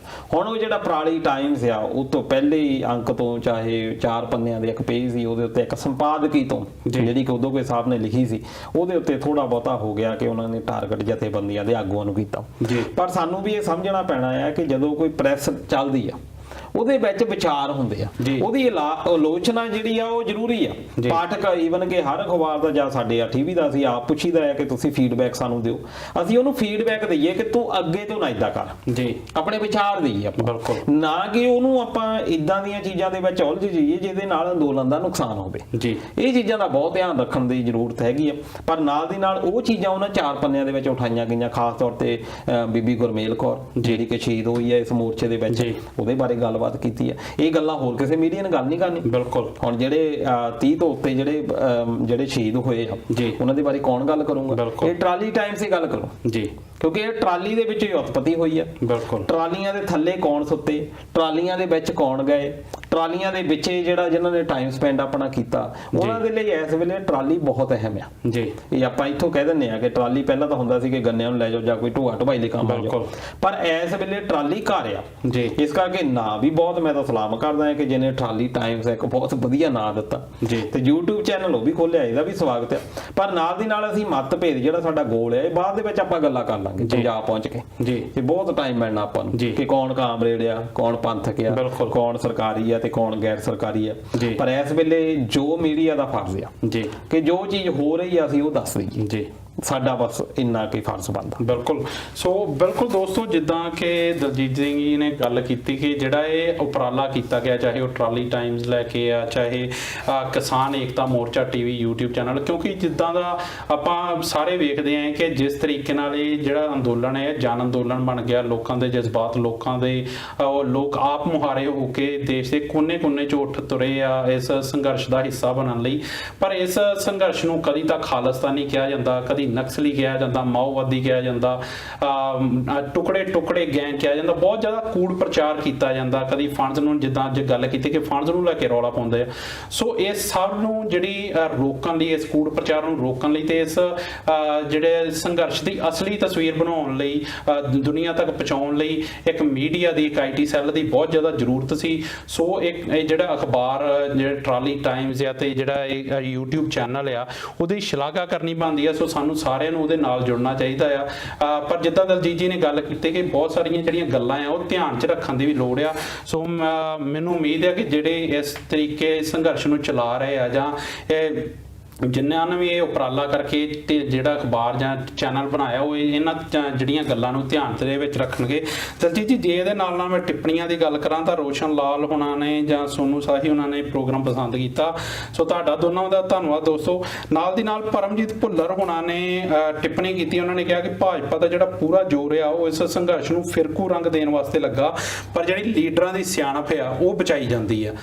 ਜਿਹੜੀ ਇਸ ਵਕਤ ਜਿੱਦਾਂ ਆਪਾਂ ਗੱਲ ਕੀਤੀ ਕਿ ਜਿਹੜੀ ਆਪਣੀ ਪੈਂਤੜੇਬਾਜ਼ੀ ਉਹ ਹਰ ਪੈਂਤੜਾ ਅਜਮਾ ਰਹੀ ਆ ਸਰਕਾਰ, ਪਰ ਜਿਹੜੇ ਲੋਕ ਆ ਉਹ ਇਸ ਵੇਲੇ ਬਹੁਤ ਸੁਹਿਰਦ ਹੋ ਕੇ ਸੰਘਰਸ਼ ਨੂੰ ਅੱਗੇ ਲੈ ਕੇ ਜਾ ਰਹੇ ਆ, ਜੋ ਇਸ ਜਿਹੜੀ ਅੰਦੋਲਨ ਦੀ ਸ਼ਕਤੀ ਬਣਦਾ ਜਾਂਦਾ। ਤੇ ਦਲਜੀਤ ਜੀ, ਇਹਦੇ ਨਾਲ ਜਿਹੜਾ ਪ੍ਰੋਗਰਾਮ ਦਾ ਸਮਾਂ ਉਹ ਤਕਰੀਬਨ ਖਤਮ ਹੋ ਚੁੱਕਾ ਜੀ। ਜੇ ਤੁਸੀਂ ਜਾਂਦੇ ਕੋਈ ਗੱਲ ਰਹਿ ਗਈ ਹੈ ਤਾਂ ਉਹ ਜ਼ਰੂਰ ਕਹਿਣੀ ਚਾਹੋ ਤਾਂ ਦੋਸਤਾਂ ਨਾਲ ਸਾਂਝੀ ਕਰ ਸਕਦੇ। ਮੈਂ ਤਾਂ ਭੁੱਲਰ ਸਾਹਿਬ ਉਹਨਾਂ ਦੇ ਨਾਲ ਹੀ ਐਡ ਥੋੜਾ ਜਿਹਾ ਕਰ ਦਵਾਂ ਜੀ ਕਿ ਉਹਨਾਂ ਨੇ ਜਿੱਦਾਂ ਕਿਹਾ ਕਿ ਨੋ ਡਾਊਟ ਕਿ ਉਹਨਾਂ ਨੇ ਕਰਨਾ ਆ ਤਾਰਪੀਡੋ ਕਰਨਾ ਹੈ ਇਸ ਅੰਦੋਲਨ ਨੂੰ ਜੀ। ਪਰ ਨਾਲ ਇਹ ਵੀ ਸਾਨੂੰ ਸਮਝਣਾ ਪੈਂਦਾ ਕਿ ਜਿਹੜੇ ਲੀਡਰ ਆ ਸਾਡੇ, ਜਿਹੜੇ ਜਥੇਬੰਦੀਆਂ ਦੇ ਆਗੂ ਆ, ਚਾਹੇ ਕੋਈ ਵੀ ਹੋਵੇ, ਕੋਈ ਵੀ ਅੰਦੋਲਨ ਹੋਵੇ ਜੀ, ਚਾਹੇ ਕਿਤੇ ਵੀ ਅਸੀਂ ਜਾਂਦੇ ਆ, ਚਾਹੇ ਕਿਸੇ ਇੱਕ ਟ੍ਰਿਪ ਤੇ ਜਾਂਦੇ ਆ, ਟੂਰ ਦੇ ਵਿੱਚ ਜਾਂਦੇ ਆ, ਸਾਡਾ ਇੱਕ ਲੀਡਰ ਹੁੰਦਾ, ਬਿਲਕੁਲ ਉਹਦੇ ਉੱਤੇ ਪ੍ਰੈਸ਼ਰ ਬਹੁਤ ਹੁੰਦਾ ਜੀ, ਉਹਦੇ ਸਿਰ ਦੇ ਉੱਤੇ ਸਾਰਿਆਂ ਦੀ ਜ਼ਿੰਮੇਵਾਰੀ ਹੁੰਦੀ ਹੈ ਜੀ। ਉਹ ਕਈ ਵਾਰੀ ਕੀ ਹੁੰਦਾ ਕਿ ਆਪਣਾ ਉਹ ਨਿੱਜੀ ਪੱਖ ਵੀ, ਕਿਉਂਕਿ ਉਹ ਵੀ ਇੱਕ ਬੰਦਾ ਹੀ ਹੈ, ਇਨਸਾਨ ਜੀ ਹੈ, ਜੀ, ਉਹ ਤੋਂ ਵੀ ਕਈ ਵਾਰੀ ਭੁੱਲਾਂ ਹੋ ਜਾਂਦੀਆਂ। ਪਰ ਸਾਨੂੰ ਇਹ ਜ਼ਰੂਰ ਯਾਦ ਰੱਖਣਾ ਚਾਹੀਦਾ ਕਿ ਅਸੀਂ ਕਿਸ ਕੰਮ ਦੇ ਲਈ ਜੁੜੇ ਆ ਜੀ, ਉਹ ਸਾਡੇ ਲਈ ਬਹੁਤ ਅਹਿਮ ਆ। ਬਾਕੀ ਅਸੀਂ ਗੱਲਾਂ, ਜਿੱਦਾਂ ਮੈਂ ਪਹਿਲਾਂ ਵੀ ਗੱਲ ਕੀਤੀ ਕਿ ਬਹੁਤ ਸਾਡੇ ਕੋਲ ਟਾਈਮ ਆ, ਜੀ, ਬਾਅਦ ਵਿੱਚ ਅਸੀਂ ਗੱਲਾਂ ਕਰਾਂਗੇ ਉਹਨਾਂ ਦੇ ਬਾਰੇ ਵੀ, ਜੀ। ਫਿਰ ਅਸੀਂ ਉਹਦਾ ਨਿਚੋੜ ਕੱਢਾਂਗੇ ਜਦੋਂ ਇਹ ਅੰਦੋਲਨ ਸਫਲ ਹੋਇਆ, ਜੀ। ਉਸ ਤੋਂ ਬਾਅਦ ਉਹਦੇ ਉੱਤੇ ਗੱਲਾਂ ਬਾਤਾਂ ਹੋਣਗੀਆਂ। ਕਿਉਂਕਿ ਕੱਲਾ ਇਹ ਅੰਦੋਲਨ ਕਿ ਤੁਸੀਂ ਜਿਹੜਾ ਇਹ ਪ੍ਰਾਈਸ ਲੈ ਲਓ ਜੀ। ਜਾਂ ਜਿਹੜੀਆਂ ਸਾਡੀਆਂ ਮੰਗਾਂ ਆ, ਕੱਲਾ ਇਹੀ ਨਹੀਂ, ਸਾਡੇ ਹੋਰ ਬਹੁਤ ਸਾਰੇ ਮਸਲੇ ਆ। ਜੀ। ਸਾਡੇ ਪਾਣੀਆਂ ਦੇ ਪਾਣੀ ਡੂੰਘੇ ਹੋਏ ਆ, ਸਾਨੂੰ ਬੀਜ ਘਟੀਆ ਕੁਆਲਿਟੀ ਦੇ ਦਿੱਤੇ ਜਾ ਰਹੇ ਆ। ਹੁਣ ਤੁਸੀਂ ਦੇਖੋ ਕਿ ਆ ਜਿਹੜਾ ਬਿੱਲ ਨਵਾਂ ਲੈ ਕੇ ਆਂਦਾ, ਹੋਰ ਇਹਨਾਂ ਦੀਆਂ ਅੱਗੇ ਕੀ ਤਿਆਰੀਆਂ ਕਿਸਾਨੀ ਨੂੰ ਅਸਫਲ ਕਰਦੀਆਂ ਕਿ ਇਸ ਅੰਦੋਲਨ ਨੂੰ ਅੱਗੇ ਤੋਂ ਕਿੱਦਾਂ ਰੋਕਿਆ ਜਾਵੇ। ਜੀ। ਬਹੁਤ ਸਾਰੀਆਂ ਇਦਾਂ ਦੀਆਂ ਸਕੀਮਸ ਆਉਣੀਆਂ, ਬਿਲਕੁਲ, ਤੇ ਅਸੀਂ ਉਹਦੇ ਉੱਤੇ ਘੋਖ ਪੜਤਾਲ ਕਰਾਂਗੇ। ਸਾਡੇ ਕੋਲ ਟਾਈਮ ਬਹੁਤ ਆ, ਪਰ ਇਸ ਵੇਲੇ ਜਿਸ ਕੰਮ ਦੇ ਲਈ ਅਸੀਂ ਇਕੱਠੇ ਹੋਏ ਆ, ਜੀ, ਸਾਨੂੰ ਉਹਦੇ ਉੱਤੇ ਮੋਟੀਵੇਟ ਕਰਨਾ ਚਾਹੀਦਾ। ਉਹਦੇ ਲਈ ਜੋ ਵੀ ਹੋ ਸਕਦਾ, ਚਾਹੇ ਤੁਸੀਂ ਵਿਚਾਰ ਹੀ ਦਿਓ ਜੀ, ਕਿ ਸਾਡੇ ਕੋਲ ਵਿਚਾਰ ਆ, ਇਹਨੂੰ ਆਪਾਂ ਅਪਲਾਈ, ਤੁਸੀਂ ਇੱਕ ਸੁਜੈਸ਼ਨ ਦੇ ਤੌਰ ਤੇ ਉਹਨੂੰ ਹਾਵੀ ਨਾ ਹੋਣ ਦਿਓ ਕਿ ਦੂਜੇ ਦੇ ਉੱਤੇ ਮੈਂ ਥੋਪਣਾ ਆ। ਜੀ। ਅਸਲ ਵਿੱਚ ਉਹਨੂੰ ਸੁਜੈਸ਼ਨ ਦਿਓ ਕਿ ਹੋ ਸਕਦਾ ਕਿ ਇਹ ਸਹੀ ਹੋਵੇ। ਬਿਲਕੁਲ। ਸੋ ਬਿਲਕੁਲ ਜਿੱਦਾਂ ਦਲਜੀਤ ਜੀ ਨੇ ਗੱਲ ਕੀਤੀ ਕਿ ਜਿਹੜਾ ਇਹ ਕਾਰਜ ਆ ਜਿਹਦੇ ਲਈ ਇਸ ਵਕਤ ਜਿਹੜੇ ਕਿਸਾਨ ਆ ਜਾਂ ਮਜ਼ਦੂਰ ਆ, ਜਿੰਨੇ ਵੀ ਵਿਅਕਤੀ ਉੱਥੇ ਬੈਠੇ ਹੋਏ ਆ ਜਾਂ ਦੁਨੀਆ 'ਚ ਕਿਸੇ ਵੀ ਕੋਨੇ ਤੇ ਹਾਂ ਦਾ ਨਾਰਾ ਮਾਰੇ, ਇਹ ਕਾਰਜ ਬਹੁਤ ਵੱਡਾ ਆ। ਸਾਡੇ ਆਉਣ ਵਾਲਾ ਭਵਿੱਖ, ਸਾਡੇ ਬੱਚਿਆਂ ਦਾ ਭਵਿੱਖ ਇਹਦੇ ਤੇ ਨਿਰਭਰ ਕਰਦਾ ਕਿ ਇਹਦੇ ਵਿੱਚੋਂ ਕੀ ਨਿਕਲ ਕੇ ਸਾਹਮਣੇ ਆਉਂਦਾ। ਜੇ ਅਸੀਂ ਜੇ ਇਸ ਸੰਘਰਸ਼ ਨੂੰ ਜਿੱਤ ਮਿਲਦੀ ਹੈ ਤਾਂ ਸਾਡੇ ਬੱਚਿਆਂ ਦਾ ਭਵਿੱਖ ਬਹੁਤ ਵੱਖਰਾ ਹੋਊਗਾ। ਜੇ ਇਹ ਸੰਘਰਸ਼ ਕਿ ਰੱਬ ਨਾ ਕਰੇ ਕਿਤੇ ਥਿੜਕਦਾ ਆ, ਕਿਤੇ ਫੇਲ ਹੋ ਜਾਂਦਾ, ਤਾਂ ਮੇਰੇ ਖਿਆਲ ਆਉਣ ਵਾਲੇ ਕਈ ਸਾਲਾਂ ਤੱਕ ਸਾਡੇ ਤੋਂ ਪੈਰਾਂ ਸਿਰ ਨਹੀਂ ਹੋਇਆ ਜਾਣਾ। ਸੋ ਬਿਲਕੁਲ ਇਹ ਸੰਘਰਸ਼, ਇਹ ਕਾਰਜ ਬਹੁਤ ਵੱਡਾ, ਇਸ ਲਈ ਆਪਣੇ ਜਿਹੜੇ ਨਿੱਜ ਆ ਉਹ ਪਿੱਛੇ ਰੱਖ ਕੇ ਸਾਨੂੰ ਇੱਕ ਸੁਰ ਦੇ ਵਿੱਚ ਇਕੱਠੇ ਹੋ ਕੇ ਇਸ ਸੰਘਰਸ਼ ਨੂੰ ਸਫਲ ਕਰਨ ਦੇ ਵਿੱਚ ਆਪਣਾ ਸਾਥ ਨਿਭਾਉਣਾ ਚਾਹੀਦਾ, ਆਪਣਾ ਰੋਲ ਨਿਭਾਉਣਾ ਚਾਹੀਦਾ ਹੈ। ਤੇ ਜੇਕਰ ਕਿਸੇ ਆਗੂ ਵੱਲੋਂ ਜਾਂ ਕਿਸੇ ਵੀ ਵਿਅਕਤੀ ਵੱਲੋਂ ਕੋਈ ਗਲਤੀ ਹੁੰਦੀ ਆ ਤਾਂ ਬਿਲਕੁਲ ਉਹ ਜਿਹੜੀ ਉਸ ਚੀਜ਼ ਨੂੰ ਪਾਸੇ ਰੱਖ ਕੇ ਜੀ, ਕਿਉਂਕਿ ਨਜਿੱਠਣ ਲਈ ਬਹੁਤ ਸਮਾਂ ਪਿਆ, ਤੇ ਇਸ ਵੇਲੇ ਇਸ ਸੰਘਰਸ਼ ਤੇ ਆਪਣਾ ਧਿਆਨ ਕੇਂਦਰਿਤ ਕਰਕੇ ਇਸ ਨੂੰ ਪੋਜ਼ਿਟਿਵ એનર્ਜੀ ਨਾਲ ਅੱਗੇ ਲੈ ਕੇ ਜਾਣਾ ਚਾਹੀਦਾ, ਤਾਂ ਜੋ ਇਸ ਸੰਘਰਸ਼ ਲਈ ਜਿਹੜੀ ਜਿੱਤ ਆ ਉਹ ਸਾਡੀ ਝੋਲੀ ਪੈ ਸਕੇ। ਸੋ ਇਹ ਜਿਹੜੀਆਂ ਗੱਲਾਂ ਬਾਤਾਂ ਜੇਕਰ ਤੁਹਾਨੂੰ ਚੰਗੀਆਂ ਲੱਗੀਆਂ ਦੋਸਤੋ, ਤਾਂ ਤੁਸੀਂ ਇਹ ਜਿਹੜੀਆਂ ਗੱਲਾਂ ਬਾਤਾਂ ਇਸ ਪ੍ਰੋਗਰਾਮ ਨੂੰ ਆਪਣੇ ਦੋਸਤਾਂ ਨਾਲ ਅੱਗੇ ਸਾਂਝਾ ਜ਼ਰੂਰ ਕਰਿਓ, ਤਾਂ ਜੋ ਇਹ ਜਿਹੜੀ ਸਾਡੀ ਆਵਾਜ਼ ਹੈ ਹੋਰ ਦੂਰ ਤੱਕ ਪਹੁੰਚ ਸਕੇ। ਤੇ ਜਿੰਨੇ ਵੀ ਦੋਸਤਾਂ ਨੇ ਟਿੱਪਣੀਆਂ ਕੀਤੀਆਂ ਉਹਨਾਂ ਦਾ ਵੀ ਬਹੁਤ ਬਹੁਤ ਧੰਨਵਾਦ। ਇਹ ਪ੍ਰੋਗਰਾਮ ਹਰ ਬੁੱਧਵਾਰ, ਹਰ ਐਤਵਾਰ ਸ਼ਾਮ ਨੂੰ 7 ਵਜੇ ਬਿਲਕੁਲ ਲਾਈਵ ਲੈ ਕੇ ਹਾਜ਼ਰ ਹੁੰਨੇ ਆ। ਤੁਸੀਂ ਆਇਆ ਕਰੋ, ਆਪਣੀਆਂ ਟਿੱਪਣੀਆਂ, ਆਪਣੇ ਸਵਾਲ ਇਸ ਪ੍ਰੋਗਰਾਮ ਦੇ ਵਿੱਚ ਰੱਖਿਆ ਕਰੋ, ਤੁਹਾਡੀਆਂ ਟਿੱਪਣੀਆਂ ਨੂੰ ਵਿਚਾਰਿਆ ਜਾਂਦਾ। ਸੋ ਇਦਾਂ ਹੀ ਜੁੜੇ ਰਹੋ ਇੰਡਸ ਟੀਵੀ ਆਸਟ੍ਰੇਲੀਆ ਦੇ ਨਾਲ। ਹੁਣ ਸਾਨੂੰ ਦਿਓ ਇਜਾਜ਼ਤ, ਮਿਲਦੇ ਹਾਂ ਅਗਲੇ ਹਫਤੇ। ਤਦ ਤੱਕ ਲਈ ਪਿਆਰ ਭਰੀ ਸਤਿ ਸ਼੍ਰੀ ਅਕਾਲ। ਸਤਿ ਸ਼੍ਰੀ ਅਕਾਲ।